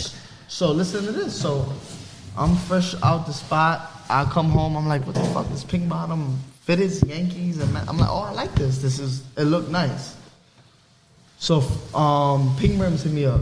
He like, yo, you know, Hatclub started this. Like, you should pull up to Bond Street and Broadway. We selling stickers. We just chilling. We, you know. And no store. No store. This COVID. I came home. Bond Street. Listen to this, right? And this is real. Listen to this. This is off the dome. Like this, there's no. You feel me? This is real talk. So, I came home from prison, New York State prison. I came home from Wyoming Correctional Facility, and Pink Brims told me, he's like, yo, Bond Street and Broadway, we selling Noho Secret Society stickers. This is June 2020. He like, yo, pull up. Like, this is where it started. Like, if you really think about it, where you gonna buy your Jordans at? Like, you gonna buy your Jordans at Foot Locker? Or motherfucking Canal. So I'm thinking about it. I'm like, yo, when I was a young boy running around, I wanted real sneakers. I wanted real Jordans. So I'm like, I should feel the same way about hats. So when Pink Brims told me that, I'm like, you know what? I'm gonna pull up. So I came to Broadway. Sure, wait. How did you get to Bond what Street? outfit Listen, did you? listen to What this. outfit did you have on? I had Nike sweatsuit. Sure, The Nike what color? sweatsuit. Nike. Shout out to the Nike. Shout out to the yellow. Shout out to the yellow Nike Tech. But listen to this. That boy was looking like Kill Bill on the spot on the block. But listen to the story though, right? So he hit me up. He like, yo, you got a lot of hats. Pink Brims. Shout out Chris. Like that's Chris Pink Brims. He will always have a big place in my heart. Not fuck hats, but besides hats, like I will always love Pink Brims as a person. So I say like, he told me, he like, yo, the Pink Brim originated from Hatclub. So we making these stickers, me and Blue Brims and Hatclub Illuminati, and you should come to Bond Street and Broadway. This is around like August. So I started connecting with him in June, but I ain't never, you know, I'm fresh home, I'm running around trying to figure out what life is. And he told me around August, he like, yo, pull up, like Bond Street, Broadway, we hanging out, we making stickers, we making pins, and we just promoting, you know, fitted hats. Pink Bottom came out, and it's dope. So I pulled up. But how did you get there? You still didn't tell me how you got Pink there. rims. Did you take the train? Did you drive? Took the Uber. You took the Uber Straight to up. Bond Street. Listen. So I'm not trying to get off track, but from the culture I come from, junior high school, it was a lot of fights.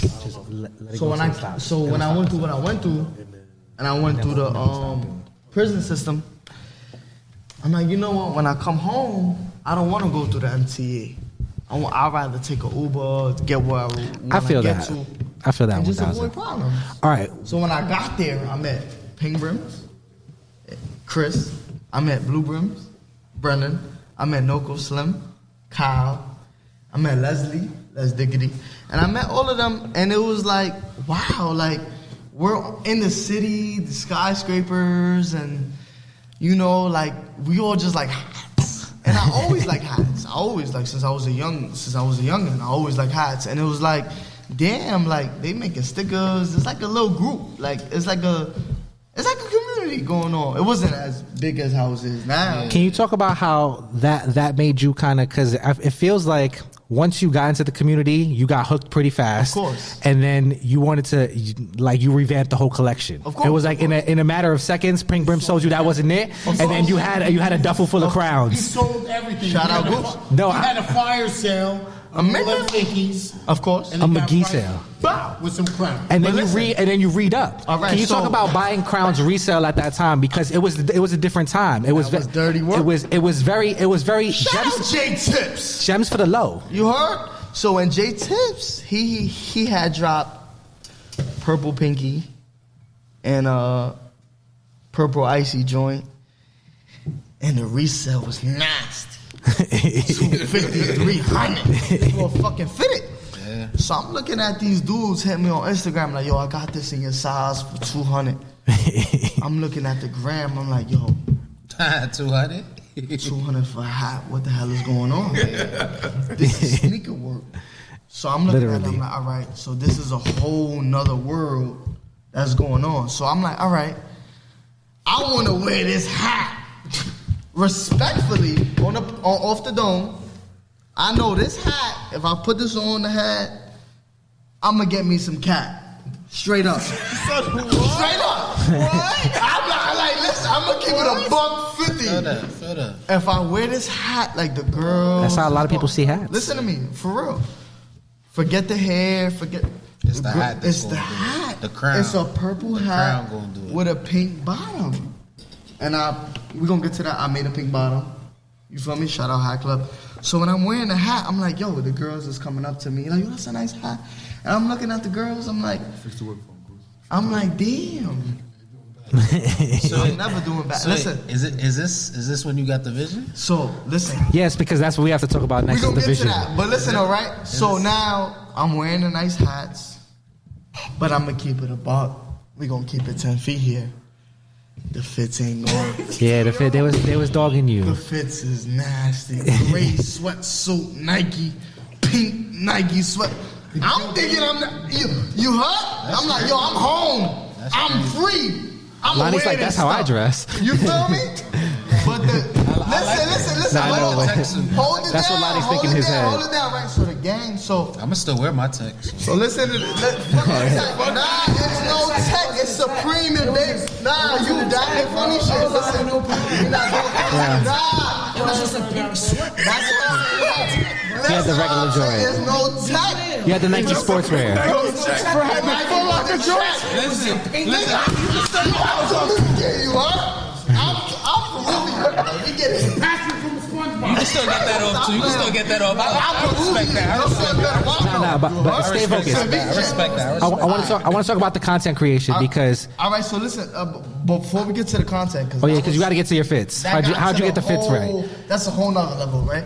So now, right? So boom. So I come down to it. I'm like, all right. this dude with this much followers had hit me up and told me to pull up. So I pull up with the gray Nike sweatsuit. I had the fours on, the what's it called? Mars Force. Nah, the burgundy joints. Oh my gosh, those joints. Yeah, I know what you're what's talking it about. called? I forgot. So I pull up and I ask, shout out, what's his name? Skinny dude. Damn. Doesn't matter. Supreme Dan Love. Okay. Shout out Supreme That's Dan the guy Love. you talked I asked about. him, Shout out Supreme. shout out. Listen. Bugging out right now. So I asked him, I'm like, yo, you fuck with these? So he like, nah, I don't fuck with those. So I look at him. I'm like, I think these shit's hard. So he like, nah, whatever. But then I look at Sneakerfeenday. I look at Hatclub Illuminati. I look at Beardedgoose. I look at all these guys, and I'm like, damn, like maybe I'm still stuck in where I was at before in 2014, 2015. It'd be like that. I did 3 years in prison. You know what I'm saying? At 16, 17, 18, 19. So when I came home, I was 20. Yeah. So when I'm looking at it, I'm thinking Nike, ACGs, and all that is cool. All of that. Moose knuckle with the fur. I'm thinking that's cool. So, but listen to what I'm saying though. Nah, look. All of that is funny, right? But peep this. So I meet Noho Nati. Shout out to Beardedgoose. Me and him connected. And I'm going to say this on the podcast. He introduced me to PBJ. Shout out Justin. And I fucked with PBJ. He fucked with me. So when I met Goose, I was fitted to mention again the J Tips hats. Purple pinky, purple icy joint. Infrared icy, purple pinky joint. Subway Series joints. I was paying $200. Keep it a buck. You did $200. You put in the pain, my boy. Listen, you know what I mean? A lot of people wouldn't pay that $200. Because it wasn't the $200 for me. It was like, all right, I'm gonna pay this $200, and I'm gonna look good. You was just trying to get right. You had an objective, and you fulfilled the objective. That's it. You feel me? But listen to what I'm saying. Like, I'm gonna buy this hat. Forget the hat. I'm gonna just look good. So right. So then he tell me, he like, you will never. Beardedgoose, he told me you will never pay $100 for a hat again. Right? Never again. Wow. So now me and him connected, we talk and we chop it up. I meet Josh, whatever the case may be. And then I'm like, damn, like I was going crazy trying to get these hats, but it's like somebody stopped and said, slow down, pal. It's not even about the hat, it's about the whole situation. Yeah. The community, really. So I met Noho Nati. I met me and Sneakerfeenday. I want to talk about this. I had met Sneakerfeenday, and I always looked up to her. I always looked up to her fashion. I always looked up to how she carry herself as who she is, Sneakerfeenday, with respect, be clear. And I met Pvtchwork, I met Noko Slim, and I met everybody, and I'm like, yo, like this is different. I don't gotta prove myself, or I don't gotta be somebody I'm not. I'm like, I could just be myself. So when I met them, I'm like, you know what? We all here because we like hats. And at the end of the day, there's no competition.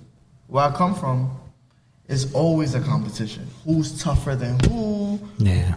Who did this? Who did that? So it's like, when I met Day and I met Tab and I met Goose, it was never. It was just love. Who has more hats? Who's flyer than who? It was always like, yo, you made sure you got the hat? Yo, you made sure you got this? So I'm like, all right, cool. I made sure I got them hats. Yeah. Come on, be clear. Even if I paid that, because shout out UE. They were showing you how to do good. They were showing you how to do good. That's what I'm saying. So when that whole situation was going on, I'm like, all right. And I thought about it. I'm like this. I'm like, I seen what was going on.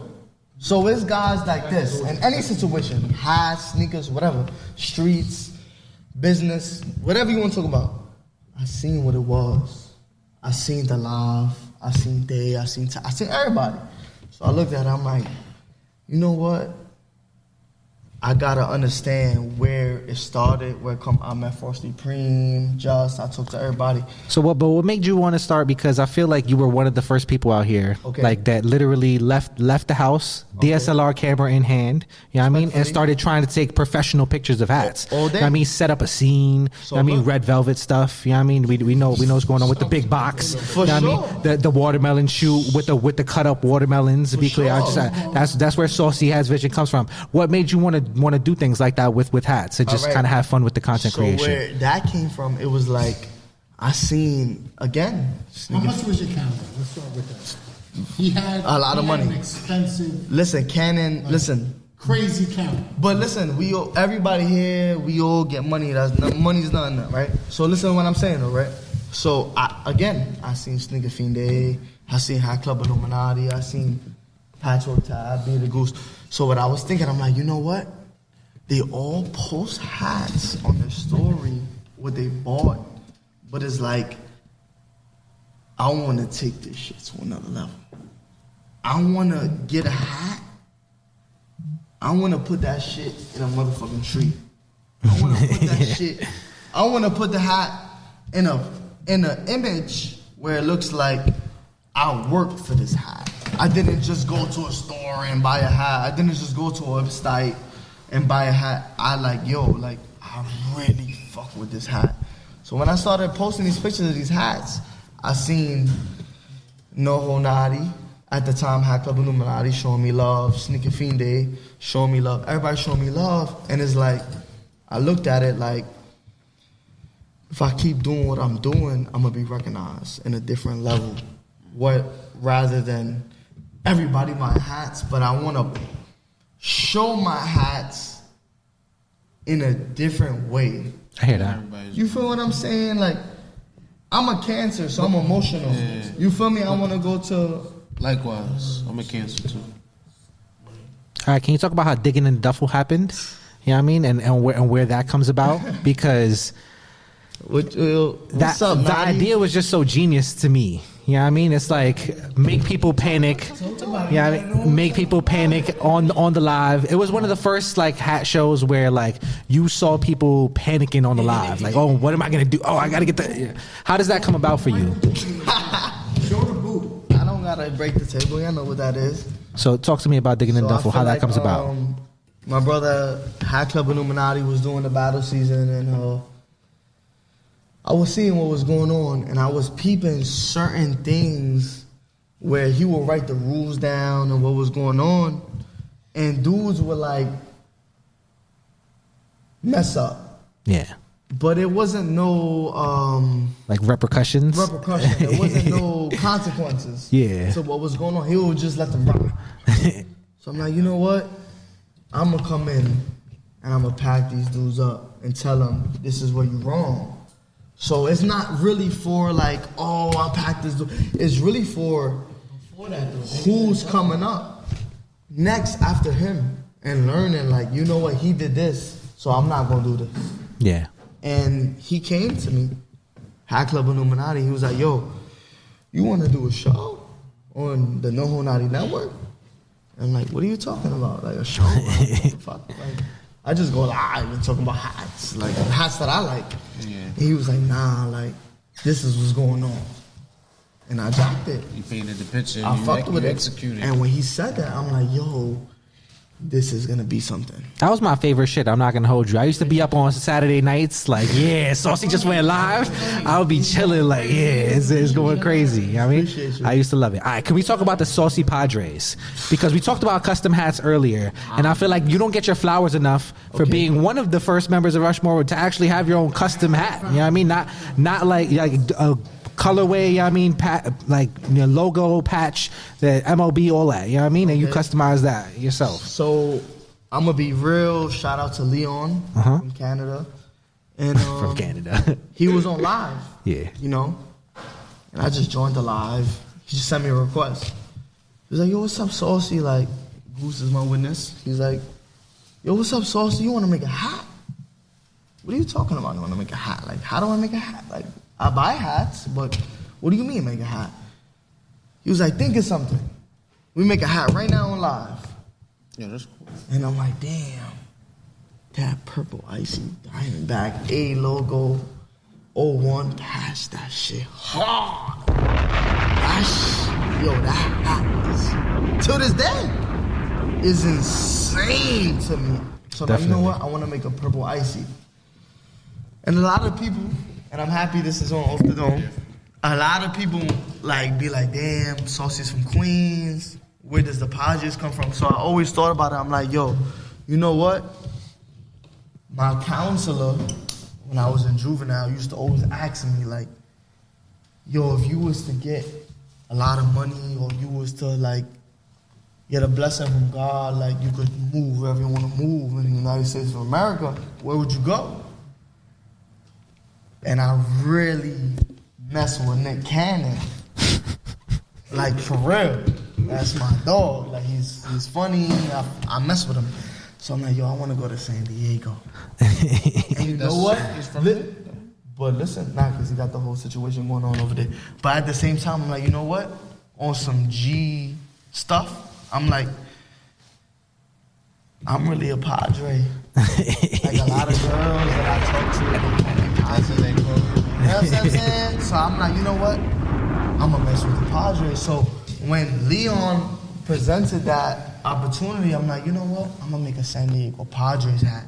And then I messed with the Arizona purple icy. I'm like, I want to make a purple icy. So we just on a live mocking up, and then that's how that came about. There you go. And that's the story. All right. I appreciate you, Saucy. Thank you for guiding us through there. All right, Goose. We're moving the Goose, and we're wrapping this. Fix this mic right here. Yeah, get yourself right over there, Goose. Okay. Make sure you Gucci, and we'll set up the intro. You know what I mean? So some people go Theo. You know what I mean? Some people go Papa. You know what I mean? Yeah, I mean it switches up from time to time. I love it. We'll go the Papa of pay attention. Be clear. You know what I mean? You've been on one. The talisman of the $2 bill. Come on. The bearded one, Beardedgoose. Come on. Appreciate y'all. On point. Happy to have you here. Now, Goose, tell me, as we went through it with everybody else, how'd you first find out about Hatclub and just like the hat community in general? So Hatclub, I learned about Hatclub, I would say March or April of 20. One of my homies that I met through a mutual friend. We went to a wrestling event. I had on a good hat. He was like, yo, my buddy manages the head designer for Hatclub. I'm like, what the fuck is Hatclub? So I looked online and everything was sold out, but I saw that there was pinkies. I'm like, oh shit. So he explained to me about, his name is Pink Bottom Joss. I'm like, that's okay, cool. Like, so the next release that came out, my boy told me, if you want something, let me know. So it was the glow in the dark 99 Yankees, same pack, the Montreal Expos with the Canadian flag dropped, and I got both. Off an invoice, like off love. Like, so the shit came in the mail, I opened the box, I was like, holy shit, these hats are beautiful. Like, glows in the dark, I've never seen nothing like that. And I've worn hats my whole life. So for me, to see people taking something as simple as a fitted hat to that level was ill for me. Like, and then when I learned the Force Supreme, Shout Supreme, like the origin behind it, like I'm an older dude, so you look, the history of something is what makes it ill for me. Like, it's not just the item. Like, it's like, who made the shit? Why did he make it? Like, the days of the hook for me are long gone. Like, that shit is corny to me. But you were able to connect on a personal level. So I connected. I met Justin in person at my boy's crib one day at a wrestling event, and I had on that 99. And he was like, yo, you wearing my hat? I was like, yo, this is my hat. What the fuck are you talking about? Like, it's mad awkward. I was like, this dude is weird. But he told me, he's like, yo, I designed that hat. I was like, that's fucking ill. So, like, we met that day, and we were on my boy's balcony blowing it down, and I'll never forget, shouts to J57. My boy CB was good friends with J57. They still are. Shouts to the Brown Bag All-Stars. And J57 manages I'm outside. Justin. I know hip-hop. So on the balcony while we were siphoning, it was just me and Justin on the couch, and my boy CB and J57 on the other couch, but me and Justin was chopping it up. So I was asking him about that, bro, like, I'm a financial advisor by trade, so I'd be asking questions, right? Like I want to understand why you do what you do, how you did it, like what way you want to go, right? Like that's. So he kind of he told me his whole story, and I thought it was ill. You know, he mentioned Preem and the origin of the store, and at the time COVID was booming, bro. Like people were not coming outside. Like going to my boy's crib was like, I had to speak to my wife, like, yo, are you gonna wear a mask? Like, nah, I don't think I'm gonna wear a mask. But it was a crazy time, right? Mm. But I copped the hats. I met the dude that made them. I learned that they had more shit on the way. I was like, yo, bro, I'm in. Like, sign me up. You know what I'm saying? Like, I've worn hats my whole life, so to collect them, like, I have hats in my closet, bro, that I won championships with. Like, they mean something to me. They look like shit. You know what I'm saying? That's why the dirty hat category is so ill when we pull it out. Like, because I got dirty hats to show. Like, if I were in the 3 blind dice game, I would win. But it's ill to see the community that was formed around these fucking hats, bro. Like, because of the energy that people contribute to the circle, right? Like, the people that come from a good place. Like my first time at Noho was because I saw Sean, and at the time it was the circle, basically. It was him, Chris, and Brendan. They were dropping something. I was like, yo, bro, like, it's a Saturday. Nobody's doing shit. Like, I'm going to pop out and see what this shit is all about. Like, I'm a good judge of character. I bought a bottle out of respect, like, because I've been tapped in. Like, big Henny, though. Let them know. The big Henny. And I think I brought you a bottle of Migos. In the middle of COVID. What? In the middle, in the height of COVID. Sean, was it Migos the first day? When they had the counter on CNN every day. We was outside. They had the death counter. God bless the people whose lives we lost. But they had the counter on the screen every day for a year at CNN. And we was outside building a community. Yeah, I feel like it's very interesting because it feels like you came onto the block and from day one, it was like everybody felt like they knew you forever. You know what I mean? And it was like, oh, Goose is family, like day one. And then it was like after your second time on the block, you became the person that welcomed everybody to the block. And it's like, how'd you become this guy so fast? Like, Goose way faster than a lot of people. Everybody. Because like I said, I still don't know how he got here. Like, It's so can you talk about that, like welcoming people to the block and just what it's like? Because I felt like it was a rite of passage to like link up a Goose on the block, have him make you some Goose juice. Yeah, I mean, get the $2 bill. Like, can you talk about that? Yeah, the $2 bill thing for me is something I still don't believe. Right, like I have it in my highlights, but when I look at it, it's like an out-of-body experience, bro. And I still have a stack of 2s. And if anybody's watching this and I owe you a $2 bill from 3 Blind Dice, don't talk shit. Just send me a DM. I got a stack of 2s. I will send the shit out. I worked at the bank for 10 years, bro.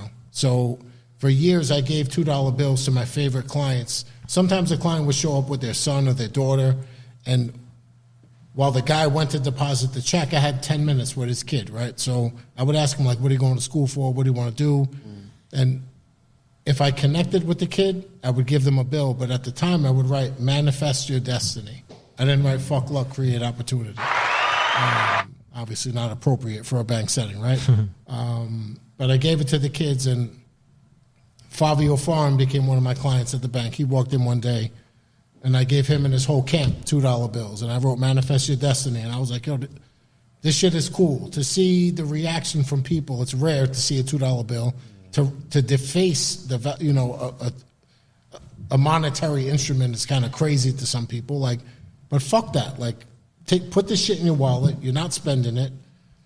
Tuck it away and think about this moment. So it was something that I made mine, and I brought it to the block. I thought it was cool. And meeting younger people, it was similar to like the son of my clients, right? So like if my client had 50 million, like for me, that's a big deal, right? Like, but if I could talk to your 20-year-old son who's in college and put him on to some game for a minute, like this old dude at the bank can give you some wisdom, bro. Like fuck school and fuck everything else that you're gonna hear.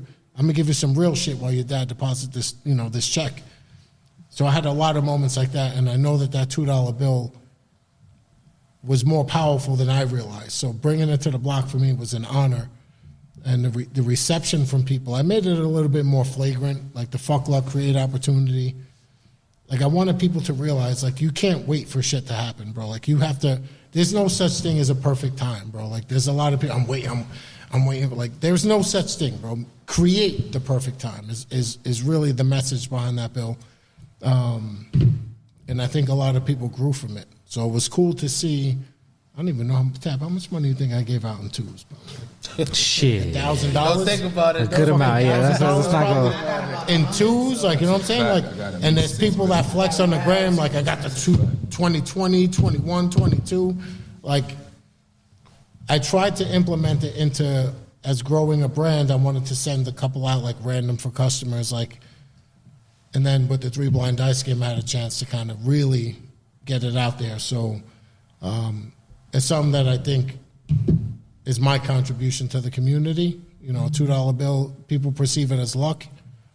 I think luck is something you create by being in the right place at the right time, making the right choice, being with the right people, right? All that shit your parents told you as a kid, like, you are who you walk with. Like, I say that shit all the time. Like, my grandmother used to say it. I'm like, what the fuck you mean by it? Like, I'm not this person. Like, but as you get older, you understand that shit. So the more I could spread that in a passive way without being intrusive, the $2 bill was a great method to do that. So I'm glad I was able to share that with the community. And I still got more twos to hand out. At the drop on the 14th, Ooh. I will have a fucking stack with me. Right. If we've had a conversation and we've chopped it up and you know what I represent, it's not a clout play. I hate that fucking word. It's not a clout play. When you post your bill on the gram, it's not a flex to show someone you got a bill. Like, if you got a bill under false pretense, it means nothing, bro. If we've had a conversation and we've spoken and you have a $2 bill and I wrote something different on your bill, that's the shit that means something to me. So, and for the record, I don't ever give out a bill that's ever been folded. There's no fucking creases. I'm not doing it at the bank jamming up the line like, nah, these bills is fucked up. Like, I need all crispy bills. So if you get a bill from me, if I mail it, it usually comes in a case, but I'm here for the impact. I'm not here for the likes. I'm not here for that other shit. Fuck clout. Like, we're moving the meter in an industry that people can never comprehend what's happening, bro. They compare it to sneakers. Like, yeah, fine, we compare it to sneakers because there's resellers and all the other shit. Like, we heard Saucy talk about what he was paying for hats. Like, Sean waiting online for hats. Tab taking a train ride on his lunch break. Day tapping in with people that she didn't even know to find out. Like, yo, word, this is like...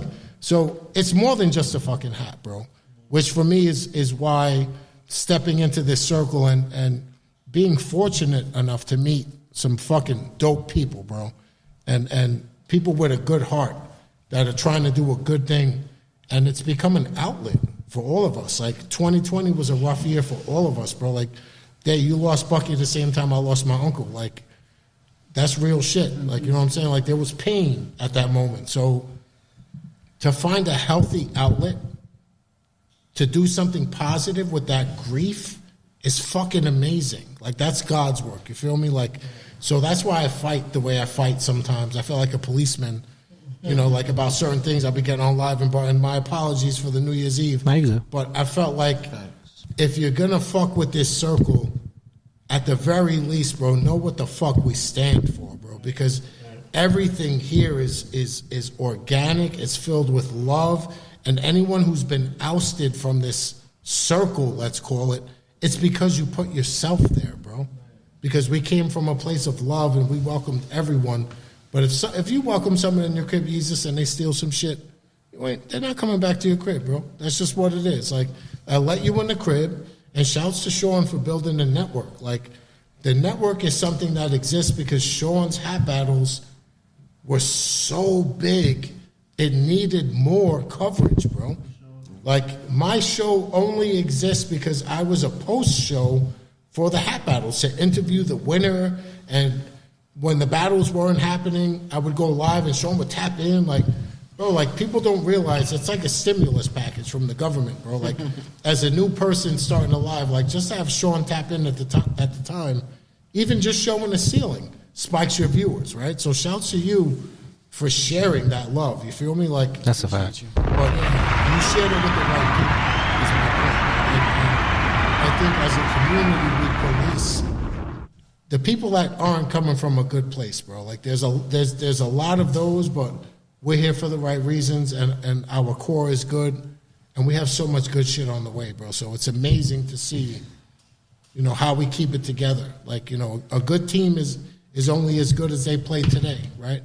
Bro, we started this shit a long time ago. So it's ill to see the second pack of some joints, bro. Like That's a fact.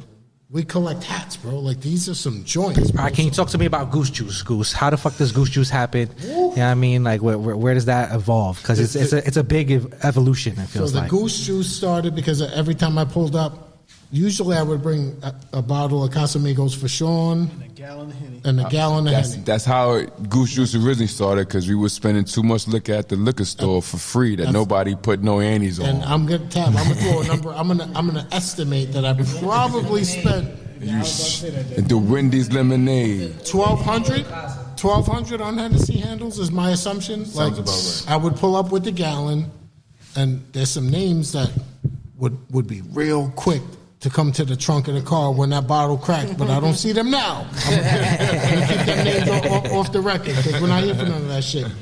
But there's still love, is my point, bro. Like, I know you was coming to the car for a cup. Grab your fucking cup.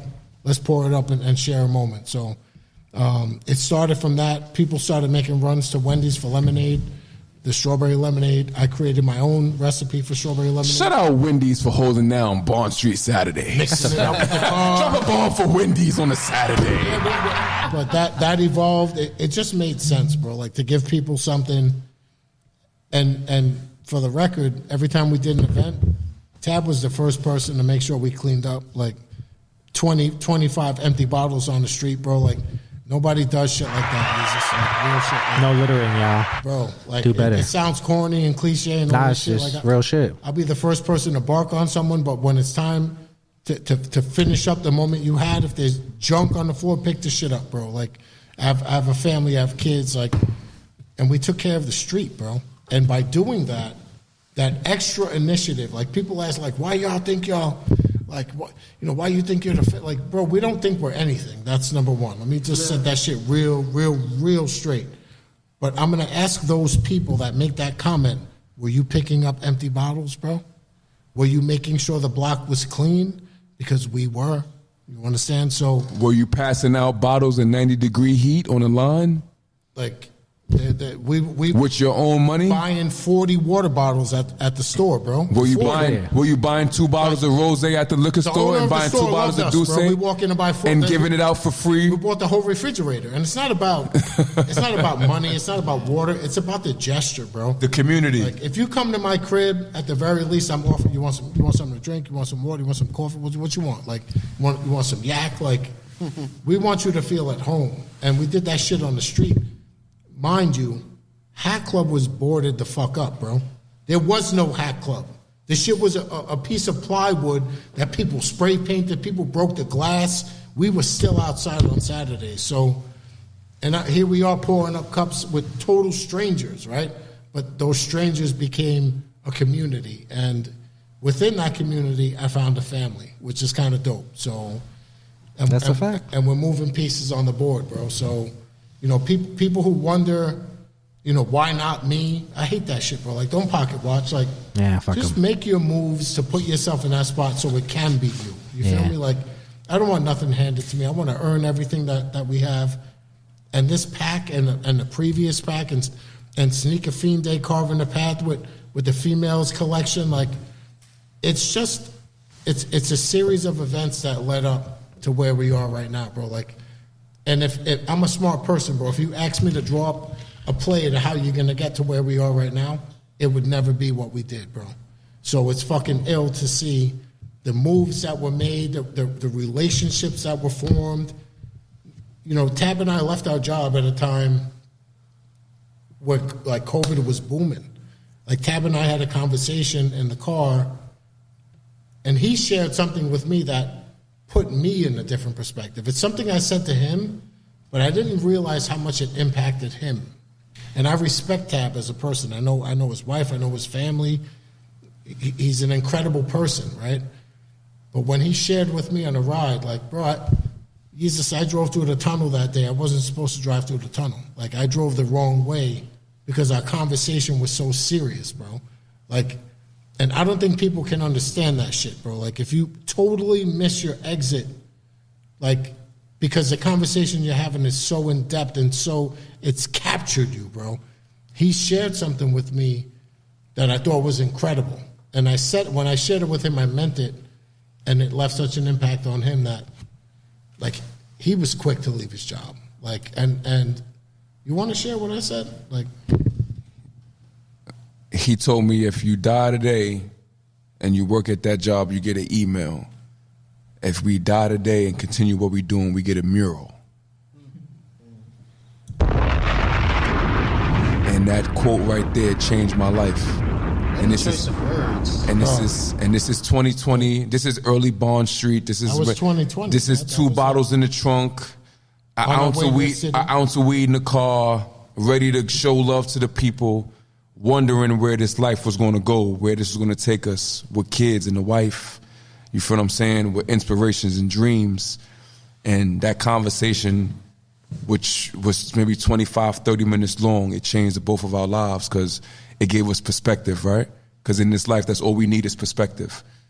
You know, you may feel like shit isn't going well now, but if you have a positive perspective on shit, it may make the now feel better. You feel what I'm saying? I feel like shit may be going through hell right now, but if your perspective is right, you may not feel like you're going through hell. It's true. So that conversation amongst hell we were going through, the world, right? People were dying every day. Like I keep mentioning, there was a count on the screen of people dying every day.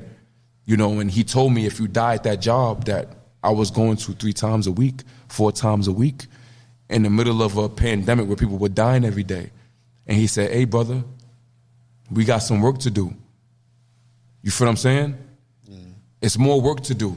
Yeah. You know, the email reads, "We're sorry for, you know, for the loss of our loved one, blah blah blah, and his family, and blah blah blah will be remembered." And then it might be a GoFundMe and all that shit. Like, I don't want to be a fucking email, bro. Like, I lost my uncle in 2020.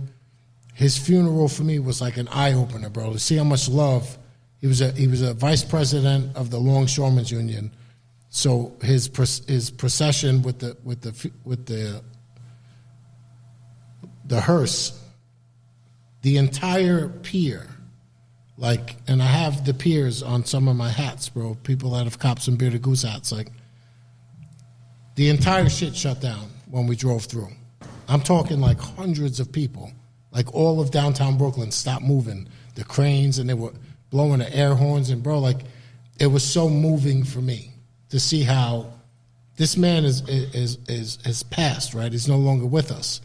But all these fucking people have a job because of him, and they stopped to honor him in a way that I've never seen. You feel me? Like, so it was amazing, and I wanted that to kind of resonate with me and do more, like, with your time on this planet. Like, I was great at my job, but what we're doing here is historical shit. So, amen. You know what I'm saying? Like, all right, can we talk about the goose and why the goose is even a figure? I get the beard, but where does the goose come from? So the goose is a family nickname. My mom calls me Goose. Okay. I have Goose tatted on my arm probably for like 25 years, bro. Like, I've been Goose. Like, Goosito was the family nickname as a kid. My father was Goosey. Like, my non-Hispanic friends heard Goosey, so Goose is what it was, right? Like, and bringing this brand to life, it just made sense, bro. Like, I saw cartoons and all the shit everybody was doing and taking some other cartoon and making it theirs. Like, I was like, fuck that. Let me make a goose, bro, like, with a fucking beard like me. Shouts to Hayward made this. Shout outs to Hayward. That's where it all started, you know, and because I was friends with Justin and saw what was happening with pins, I was friends with Favi. I made a snowflake pin for him, and I ordered a few goose pins for me, and they took off, and it was cool to see. At the time, there was less traffic on the highway. There was less people making pins. I heard that. But it was cool to connect with the people and see the reaction. So, kind of grew from there. All right. Can we talk about just that's it, and then we'll get to the hats? I'm sorry, y'all. I mean, I know we got the super mega long podcast. It's tough. This is Rushmore. I know I'm a pro at this. I haven't gotten up to take a piss yet. My bladder is gonna explode. But we're here. You know what I mean? We're here. I'm used to this shit. Like when it's just me and Lonnie, we can't go nowhere because it's just us. You know what I mean? So we just gotta stick it out. So all right. Can you talk a little bit about White Ash and like Beardedgoose NYC as a brand and like the work you do there? So White Ash is the parent company behind Beardedgoose. Beardedgoose is what you guys see. But Beardedgoose does a lot of different things, right? Like the hats are a part of it. What I do with with the team here, the Rushmore Collective, is part of it. Some of the collaborative efforts I have with different brands and different musicians is part of it. So I'm trying to create, and I encourage everyone to do the same shit. Create as many sources of revenue as you can. Don't rely on just your fucking job. I'm a financial advisor. I can tell you, you could work your whole fucking life. You probably won't save enough money for retirement. So bust your fucking ass while you're breathing. You feel me? But the hats, I was fortunate enough to get an account tab. I said it once. I'm doing all right.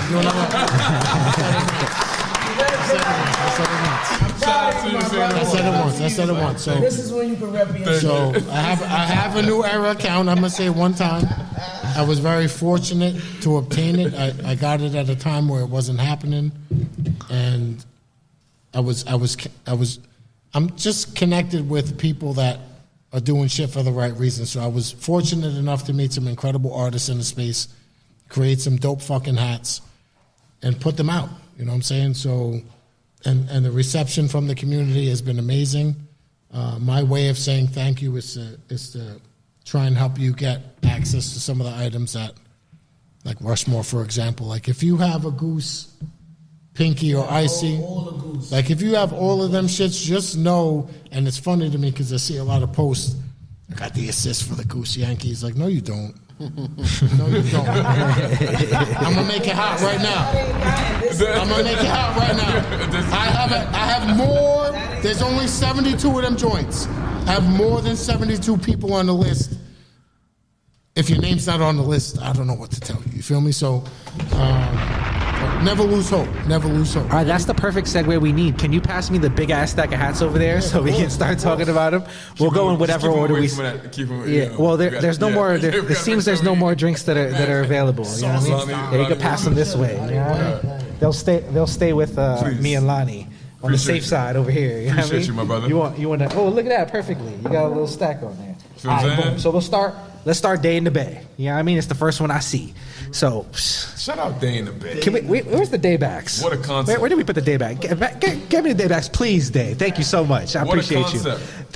So you got grab my bag on the daybacks colors. You know what I mean? Shell case. You got purple. Right there on the you know what I mean? You got teal bottom. Perfect. You know what I mean? You got this silver A's logo right here. It's not you know gray. I mean? It's not white. It's silver. You know what I mean? Silver. Metallic silver. Same as the D-pause. You see the 1989 All-Star World Series side patch. Forgive me, I mean my birth year. So identical. I'm loving this right here. You know what I mean?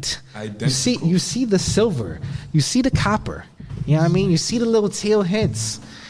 This Day, talk to me. What went into this? You know what I mean? Like, what makes you sit back and say that the Day 1.0 it needs a remix? Were you looking at the 1.0? Yeah. This came about. I don't know, like, cause I got something else on the way that's a part of the little Dayback series. So when this was created, we were like I said, we was cooking up. Wanted to make teams shit. That people yeah, we was cooking up shit off the top of our head, and I said, like, I fuck with the A's. Like, they got some good crowns, but not many.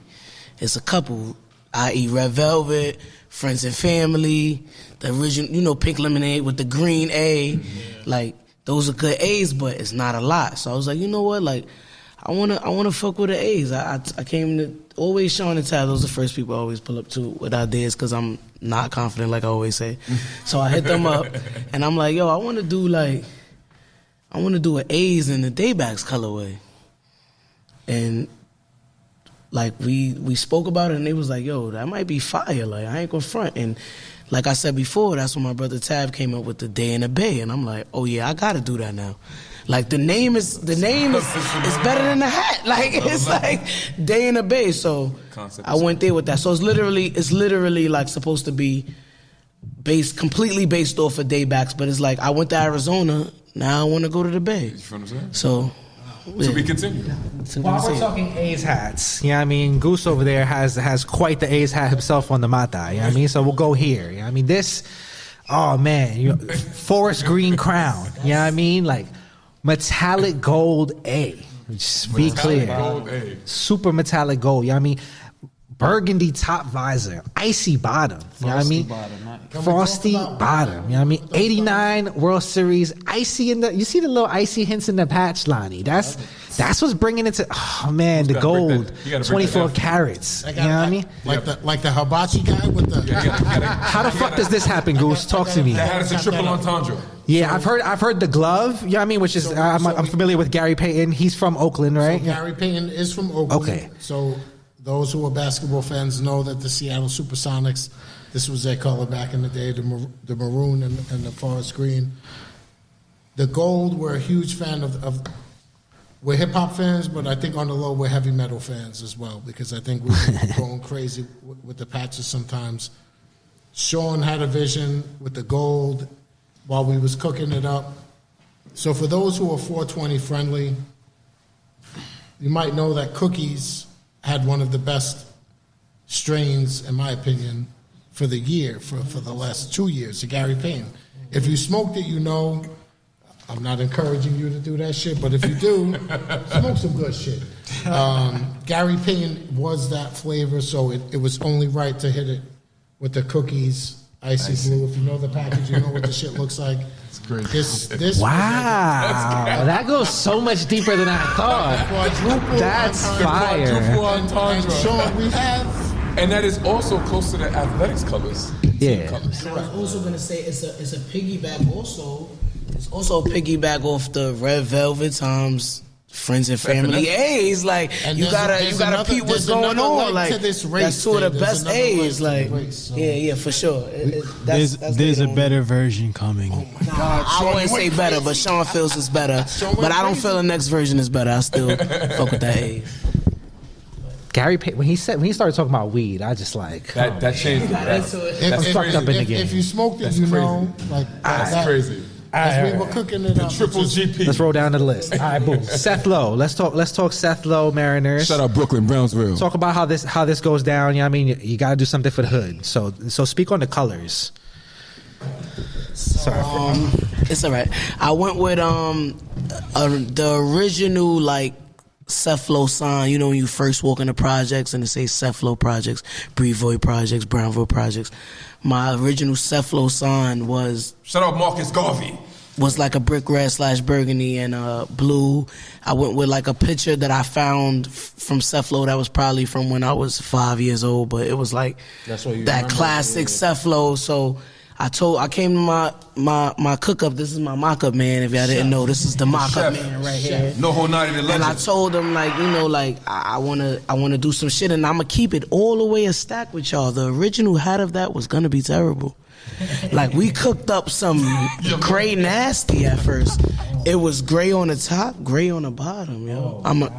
Because we was going off of. But shout out to T800 John. But shout out to John for saying, John, I want to do gray on gray, and then Sean said, yeah, Dave, that might be a gray nasty. I said, oh no. We gotta fix that up. Do you have a womp for gray nasty? Do you have a womp? Sean got in the lab, and he said. And I said, yo, what can we do to make this be what I need it to be? And he said, you know what, we gonna go royal blue and we gonna do gray bottom. And I said, boom. And it's like, niggas is calling my shit Spider, cuz that's alright. But I'm fucking with it. That's they call it a Spider, cuz. Because they thought it was red. It's red and blue. It's better, but it's all good. I'm banging with it.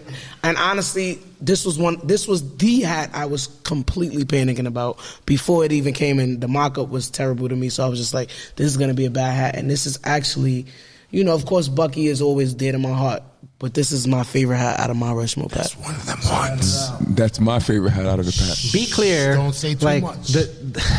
The details, y'all. The metallic blue on that front logo. You can see it from a block away. Yeah, that shit is busting. I see it all glittering on Lonnie's eye. Let me just say something. When Sean is in the zone and he's cooking. Right? I've seen it firsthand. Yeezus knows. Shouts to the KLC pack. Wait till I'm a chef, as you can tell. Low key. Nati mocked the first version of the AMS Angels. We'll say it. Listen, be clear. That's another day. All right, my man should be wearing an apron at this table right now. Sure. What are we calling this one, Day? I'm gonna just let you talk about it because this is an exclusive shown on Off the Dome podcast. I'm hoping they drop this before the drop because this has not been shown yet. I have been doing little sneak peeks, but I haven't allowed that to be shown.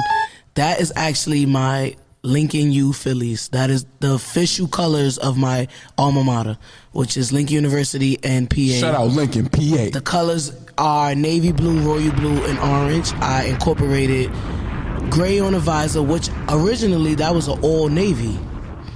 I said it wasn't doing it for me. It was just not. It wasn't hitting like Dayberry. So I'm like, I gotta figure something out. Me and Sean got in the lab once again, and we turned it into a charcoal gray brim. And like I said, it's pinpointing on my college colors. So I wanted to do something based on that, but still try to make a hat that looks good. Like the Old Navy one that did it. But also an ultralight beam twin. It's also the darker version of the ultralight beam. It's literally all the ultralight beam colors, but the darker version. If you dark gray, darker navy. So if you look closely from Rushmore 1 and Rushmore 2, me and Day kind of switched. We switched ultralight beam and we also switched Dayberry. But we'll talk about that. I'm the real Sneakerfeenday. Wait tomorrow. That hat is something that, I guess we didn't really get a good enough sneak peek at it, but when I saw it on the live, I thought it was one color. Glow in the dark. So when you see like the slight little two-tone, that gray with the charcoal, dark with graphite, the navy. dark navy. And when the flashlight very hits clean. Very clean. 100%. Not gonna lie to you. All right, moving on. Let's go two-tone tab twins part 2. Be heavy clear on that. Glow in the dark. This is another one that I didn't really get to see at all. You know what I mean? So I kind of had to digest it all at once. I don't know when y'all dropping this episode. You got the sneaky. Y'all not gonna see it until Mayhem Saturday, January 14th, 2023. The sneaky green, bro. The sneaky green two-tone. You know what I mean? The green on green. Be clear. Not happening very often. I just want to make sure people know we prefaced this that these hats were marked up a year ago. So ain't nothing sneaky about it. Bullshit. It's the two-tone tab twins part 2. That's it. That's it. There's nothing sneaky about that. If you can't see, that's 2 different greens. You need to get your eyes checked. We back, part 2. Bronze all in the 40th season patch. 40th season patch. If y'all know why I do them twins, you know why I do them twins. The way the bronze and the fucking pink is hitting, I don't even like it's bringing back something for me, but I don't know exactly what it is. You said the A is free, the V they got paid for. This is crazy. Black gut, pinky. Talk to me, Tab. What was going on in your mad brain when this happened? That was definitely like my first twins was an ode to the two-tone Seattle Mariners pinky. To me, the greatest two-tone pinky next to the Braves two-tone pinky. I had to do an ode to the Green Eggs, which was one of the collections that started my addiction, and an ode to the dark green on Daybacks part 2, because that dark green was a green that we haven't seen much. So I wanted to touch that green a little bit as y'all see on the top visor. So Lonnie and he's just trying to get the microphone situation together. Holy shit! It's actually resting perfectly. It's perfect. All right, continue on. Yeah. But yeah, that was an ode to the Green Eggs. To me, one of the greatest, if not the greatest, Hatclub collection of all time that will be untouched. But I wanted to put a spin on one of my favorite collections, and I don't feel like the Green Eggs twins did much justice as the name. Right? Okay. I think when we hear Green Eggs Twins, like we hear Green Icy Twins or Fuji Twins or Top 30 Twins, you know, it's certain. I feel like any Twins hat can do what it does, but it's certain ones that have an impact. So, you know, like my first one that I wanted to create the first Metro Dome, and for this one I wanted to create the first glow-in-the-dark two-tone green Twins pinky. So, absolutely. And you succeeded, my friend. All right. Sure. Camille Cardinals. Shout out my baby girl. This hat is fucking beautiful. Like I just want to say, like that hat. The details on that hat in person, like the metallic stitching in the patch is fucking crazy. In the front logo, that Batterman, the way that I don't even know what this color is. We're calling this blurple right now. Like this little blurple that we got, you know what I mean, on the top crown with the light navy, like the mixture together. Like this is a masterpiece, Tab. Let's just talk about it. Like, so when I had this hat, my wife had before my daughter was born, she had a custom C made of flowers flown in from Australia. This lady from Australia handmade a C. I put it into the slide that I put the hat in, but it was so beautiful that I didn't know how I was going to incorporate it into something creative. I knew I was going to do it, but I didn't know how I was going to do it. So we went to Mexico, and my daughter was in the pool, and she had a floaty on, and it was like pink and lavender and gold. The picture's on my page. If you find it, you find it.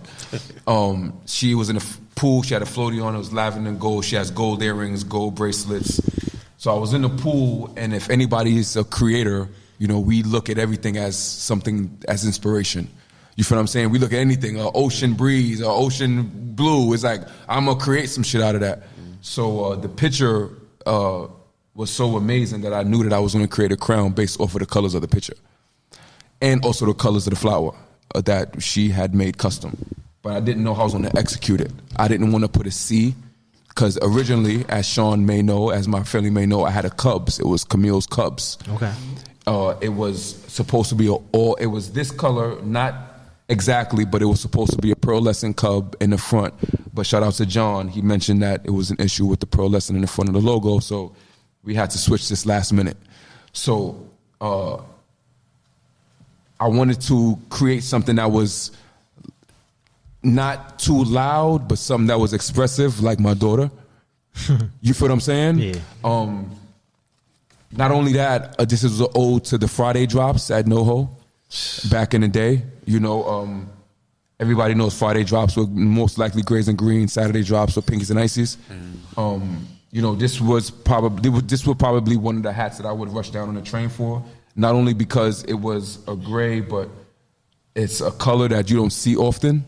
I was going for the Northern Lights blue, or purple, but I don't know what this color is. It's perfect. My wife has been trying to find it herself, but it feels like a lost piece of like Wiz's Easter pack almost. For sure, you know what I mean, like for it's sure. Just like, so this is a 2 of 3 of my immediate family pack. My wife has a hat, my daughter has a hat, and my baby boy will have a hat. The next pack as well, 100%. So Camille's partners, Noho exclusive. I hope you guys will be able to touch it. All right, let's talk Game 6 now. Game 6. Pretty self-explanatory. If you know, you know. But this hat has become a double entendre as well due to ends in Paris. I'm Psycho. I'm liable to go Michael. Take your pick. Jackson, Tyson, Jordan. Game 6. Game 6. I come from the Michael Jordan era. You know, he will always be my GOAT. But this was a hat I feel like is a lost crossover with a concept that hasn't been done. This patch has been around since 2005, and nobody has made it a basketball. And for people that may not know, that Michael Jordan actually swung a bat for the White Sox. He actually played for the White Sox. Basketball on the side, the all-gold baddie for the championships. You feel what I'm saying? I was going to make the socks glow in a dark white, but I wanted it to be true white for the Chicago Bulls jersey colors. Was there any thought of making this a gray or a green? Because I hear people kind of complaining that it's a pinky for some reason. No, well, they can complain because this is a Noho exclusive, and if anybody doesn't know what Noho Noho is Just based leave it on on. the shelf, right? Like that. No, if anybody doesn't know that's It's watching gonna be this, gone. what Noho is based off of, shout out to the originator 4 Supreme, shout out PBJ. But whenever you see a pinky or icy from us, the Rushmore team is in homage to the originator 4 Supreme, PBJ. Because if we don't continue to pay homage, this thing dies. So That's a whenever you fact. see a pinky icy from us, know that it's a legal icy. It's made with love and it's sanctioned by the originator. A legal icy got it. So whenever you see a pinky from Frosty. us, it may not have much meaning to you, but it has all the meaning to us. So shout out to the originator 4 Supreme. If I made this a gray, it would just be a hat. But I made it a pinky, so it's a Noho exclusive. There you go. You know what I mean? All right. Queens get the money. Talk to her. Shout out my borough, Southside Jamaica, Queens. Born and raised. I grew up on Lakewood, 142, Van Wyck, Southside 139th Street, dead end block. Take that up Lakewood, go to Suffin, make the left, go up Liberty, Suffin. You feel what I'm saying? Go up Jamaica Avenue, stop by the bus terminal, Green Line bus. I come from that. So shout out 50 Cent. When I was coming up in Queens, early in the 2000s, 50 Cent was our savior. Because he was only one of the few that would come from Southside Jamaica, at least the block that I'm from, and make it. So this was an ode to not only 50, but Southside Jamaica, Queens get the money, the green for the cash, the blue for the blue strip on the bill, you feel what I'm saying, and the 50 for Southside, you feel what I'm saying, respect the baddie at all times. Layering on that logo is just absolutely disgusting. I'm not going to hold you. I wanted, if anybody, it's crazy Goose brings that up, this was also Don, the Supreme team, when I was making the hat, because if anybody's seen the documentary of the Supreme team was originated on 150th and South Road in Southside Jamaica, and that's literally around the block where I was from.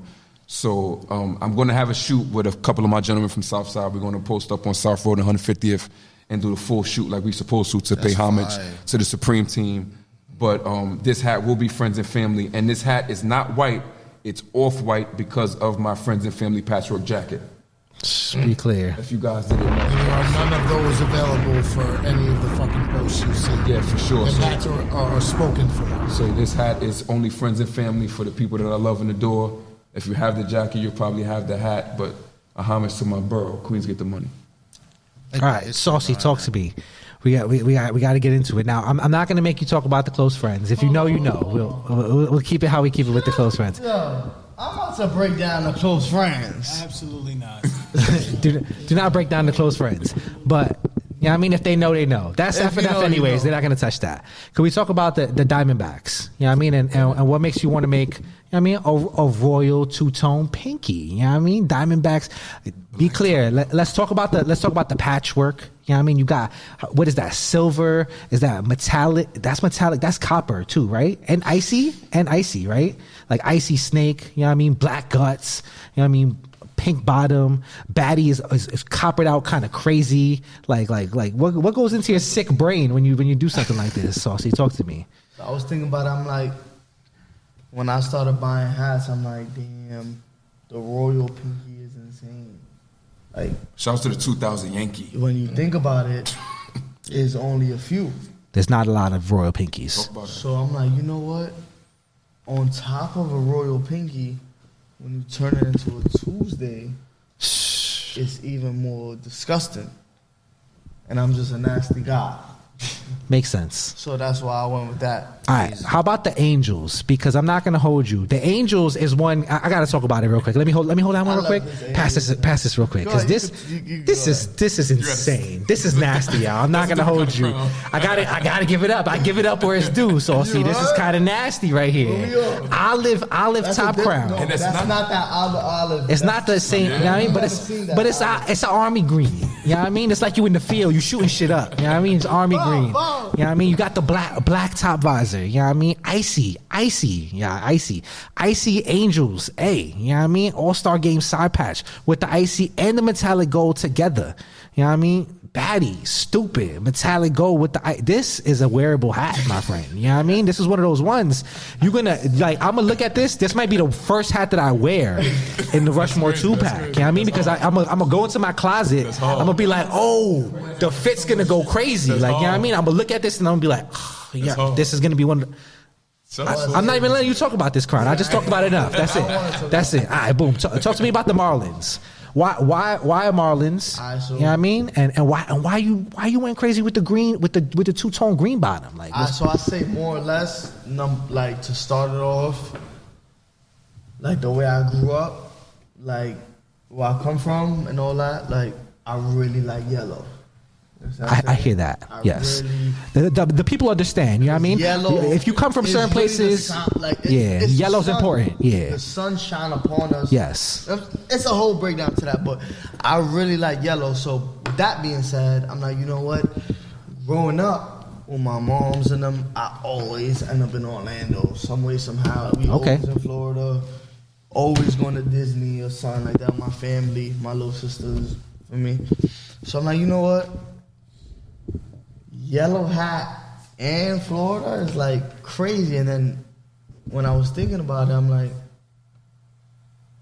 I can't go wrong with how I feel about where I come from. So it's like the yellow, if you know, you feel me? And then it's like Florida, like there's not a lot of Florida fire hats. That's a fact. So I wanted to make a Florida like, all right, we can do this. I don't even know how many like Marlins Noho is there a Marlins Noho exclusive in the world?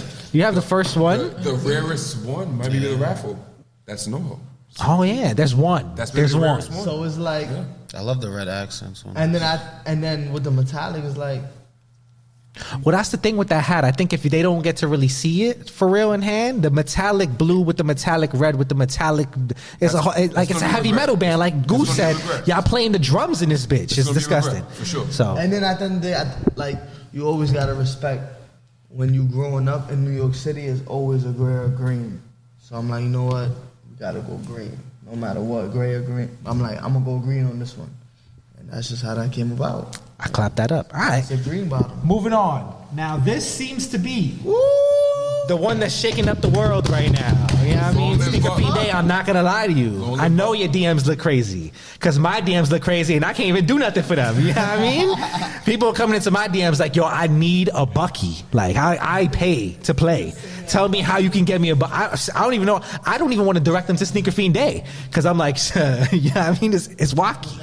Now, could we talk about this gem right here? You know what I mean? Long live Buck. People even saying I need a bucky is it's indescribable. Like I can't even speak on that. Like, I've done a few crowns for my boy. Like I've done a few. I actually use a few black pinky no patch Hatclub hats. Like, this is how much I fuck with this company, and I always will because of shit like this. Like, when they dropped the black pinky no patches, I hit Davey up and I asked her, can I get like 20, 30 of them shits just to throw like a patch on it for Bucky?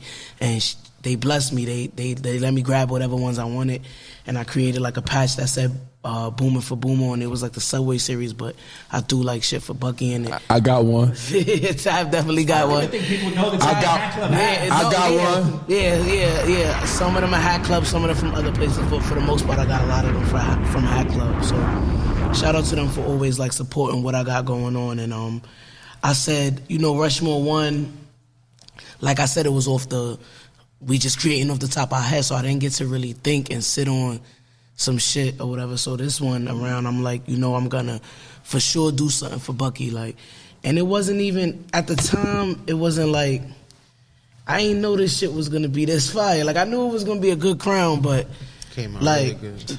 When we mocked it up, shout out to Just because he mocked this one up. And this was designed for friends and family. Yeah, this was already from Rip. I said this was gonna be the Bucky Brewers, the M for Mels, which is another one of his nicknames. And I didn't feel the O2 on the patch for his birthday, which is great. For his birth year, 2002, he was born. This is 2002 All-Star game. Glow in the dark. Jesus, I don't know if people. I didn't. When is this going to drop? This is going to drop after the drop. This is going to. I didn't know. I'm still at the podcast. Whenever y'all ready, I didn't know how. Facts on here. I didn't know what it was gonna be when I first created it. Could be on time. But I knew it was gonna be something for the most important person to me and in my life, whether he's here or not. Like, that's like anybody that know me before all of this shit, this hat shit, all of that. Bucky was like my kid. Like, he grew up with me. I took him everywhere with me. We did everything together. When he got to the age where he aged out and he just, you know, he still always had this look up to me, like, yo. And that's why, like, you know, my little brother, he be wilding out, but this is my heart because I always tell him he remind me of Bucky. Like, my nephew was a wild out. He wasn't no, I ain't gonna make it like he was no goody two 100%. shoes. My little nigga was a wild out. He ain't play about me. He ain't play about his people. Like, anybody, and that's one thing everybody said at his funeral. Like, if he loved you, it's up for you, nigga. Like, nobody can say nothing to you. Nobody can do nothing to you. If Bucky had your back, he was the protector, and he was younger than me, way younger than me. And he was my protector, and it's like to create something that in his image, like, I can't. Y'all know that. Like, I can't even really explain much. Y'all already know. Anybody that know me know how I do for my nephew, so it's not really no much explaining. But like the hat is based off his last picture for me, which is him and his white horse and carriage in the hood. They call it was a movie where they did that. I can't remember. Everybody called it that. But it was a movie back in the day where it was like a black girl who was raised as a white girl. I don't know if you ever heard of it. I forgot what it's called. But everybody says that about his horse and carriage in the hood. Like, he had a horse and carriage in the middle of Cephalo. Like, you don't see that shit. You don't see that type of Brooklyn. shit. Like, you don't see that type of shit. And this was like, the carriage was off-white, white. And then we had, you know, the trees was green. So we threw a little green in the patch for the trees. The clouds for him going to heaven was the light blue and the white. So it's like, it just made sense, man. So this for my baby. Long live Bucky. I love you, Bucky. You know the vibes. You did that, Dave. I'm not gonna lie. You did that. You know what I mean? It's one thing when you set out to make a crown inspired by someone, you know what I mean? But when you hit it out the park and the shit is like, that's a perfect crown right there. I'm not gonna hold you. That's the toughest part. It's hard to find anything wrong with that hat. When everybody wanted to hate on all the Rushmore hats, you know what I mean? They could not hate on the Bucky Brewers. But we expected that because a lot of, I mean, we didn't expect it, but we know a lot of these hats you couldn't depict in pictures. So we wanted people to be able to come out and touch these hats in person and see them in person, you know? Yeah. All right, Goose.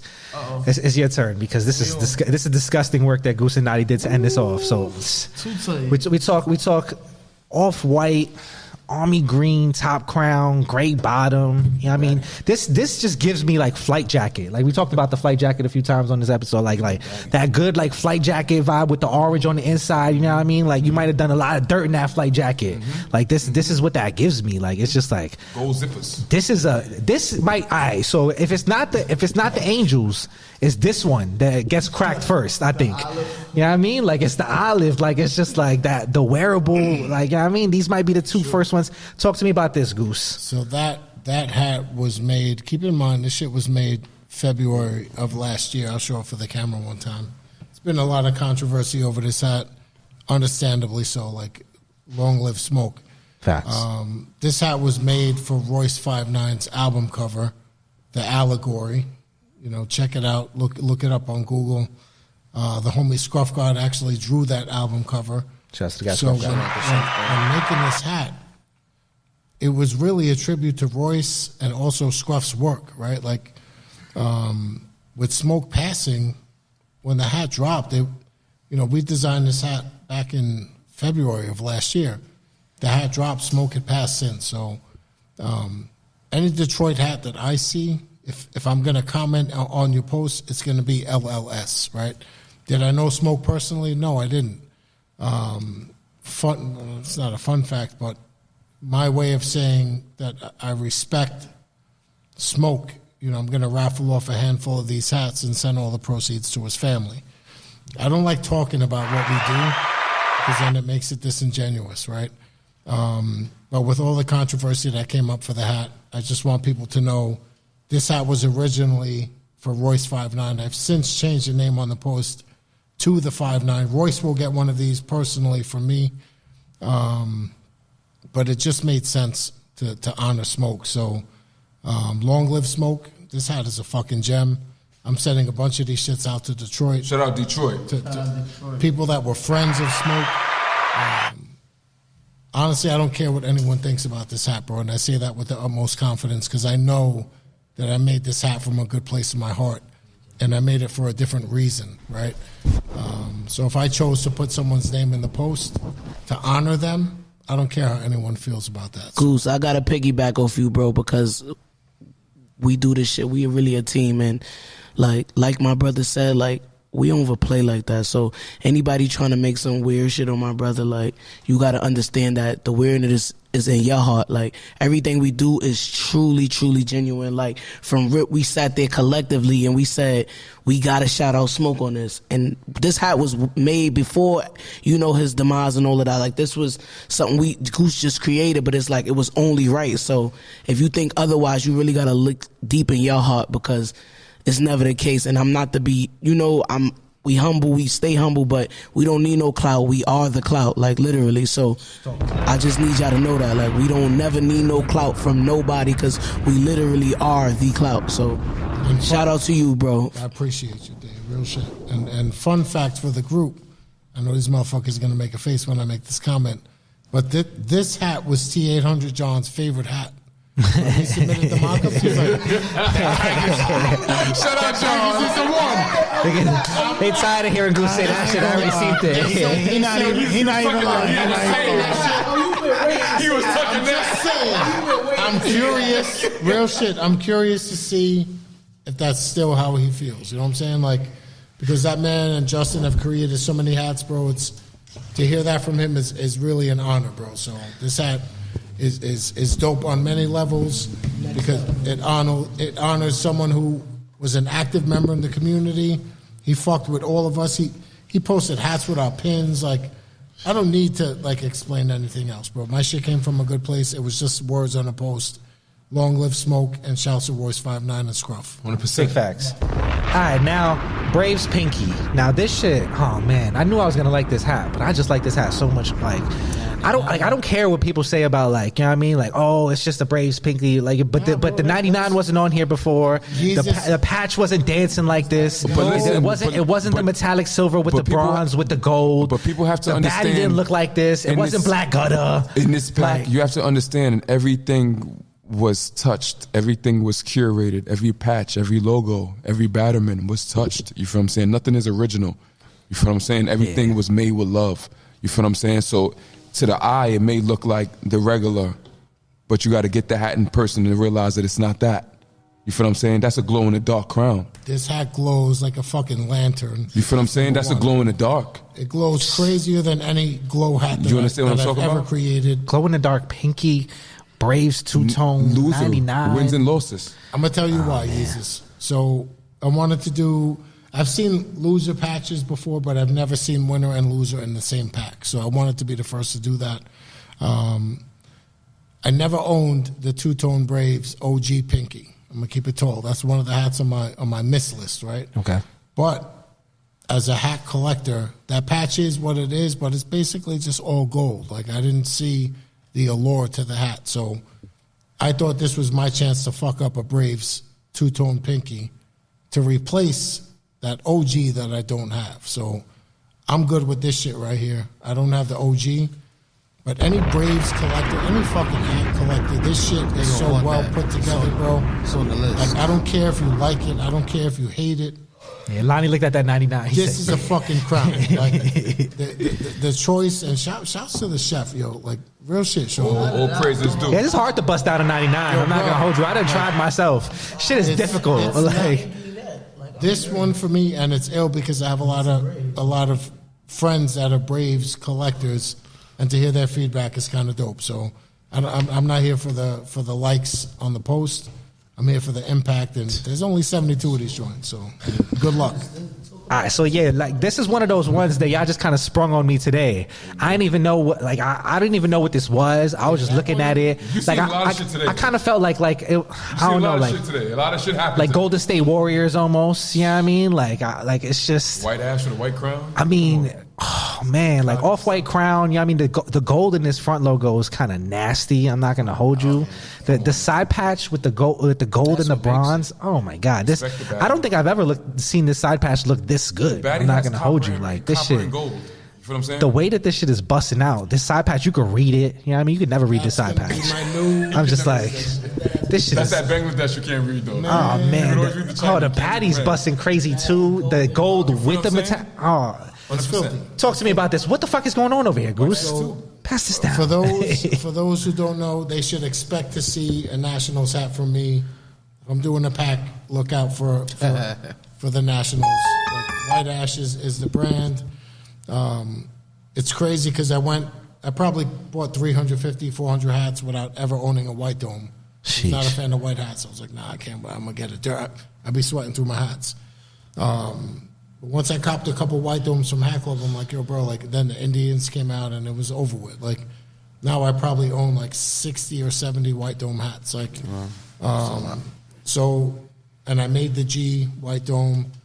I had to make a white ash white dome. And I thought this was the way to do it, bro. Like, I thought this was something different.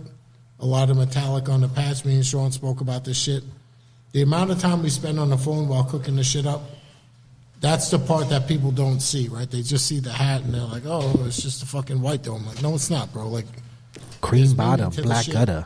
Be clear. I love me an off-white black gut. You know what I mean? Like, this is my new Get Money hat. I tell Tab all the time. I have certain hats that I wear like on a regular, bro. When I'm running to the post office, there's certain spots.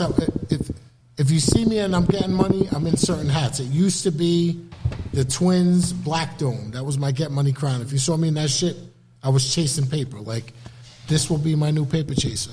And I'll have two of them shit so I can cook one and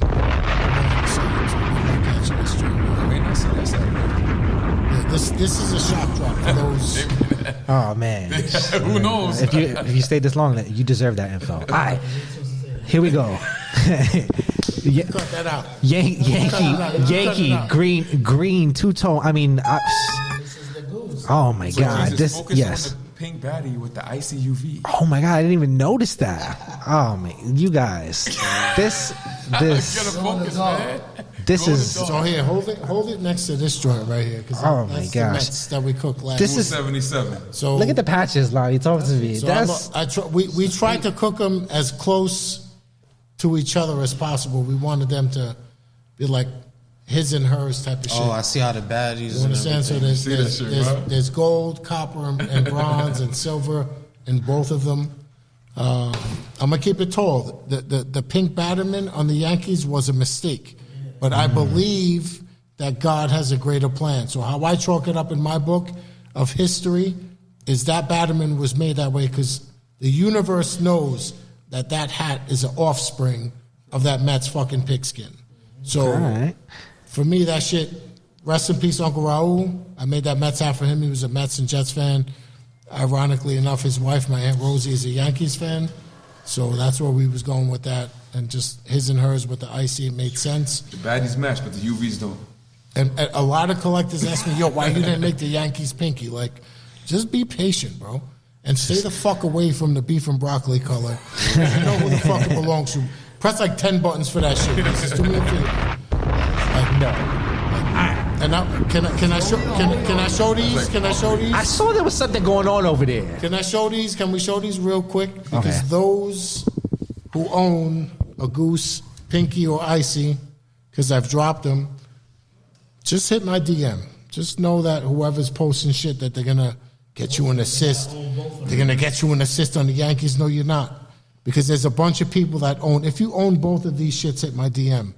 Because as a person, as an individual that you connect with, I'm going to make sure that we get you right for this drop. I'm not here for the fucking likes. All right, boom. I've been informed that I got 3 minutes left on the camera. So Nati, you will speed go through these 5 hats. Talk to me. Brewers, charcoal. Just hand him the hat. Burgundy, Pinky on the front. Talk to me. This is the B&B, aka the Big Naughty Brewers. Listen, I had to keep it sweet and simple. I'm almost 30 and married now, but I had my prom. You know, I had the house in the patch. It's Airbnb. You know what's going on. You know how Airbnb is. Airbnb, got it. All right. Devil May Cry, talk to him. Devil May Cry used to be a game back in my day. You know what's going on. If you know Dante's Inferno, that's not the game, but you know Devil May Cry. You know what he do. Boom, boom, boom. Get them souls. All right, boom. You don't get no Astros Part 2. You still don't get no Astros. I ain't gonna lie. I was throwing shit on the wall, but it's not yellow. It's not yellow. That's gold. It's not red. That's maroon. Matches Blue Brim's hat perfectly. Blue Brims. It's a part of the Law Secret Society pack now. That's fate. We didn't plan this. It just happened. If you know, you know. Come on, Blueberry Jays, talk to him. Blueberry Jays. Listen, the Mo Better Blues. I'm a kid of the culture. When Cinda Williams hit that. If you have a friend who lives there, the Harlem Blues. And then the rugby.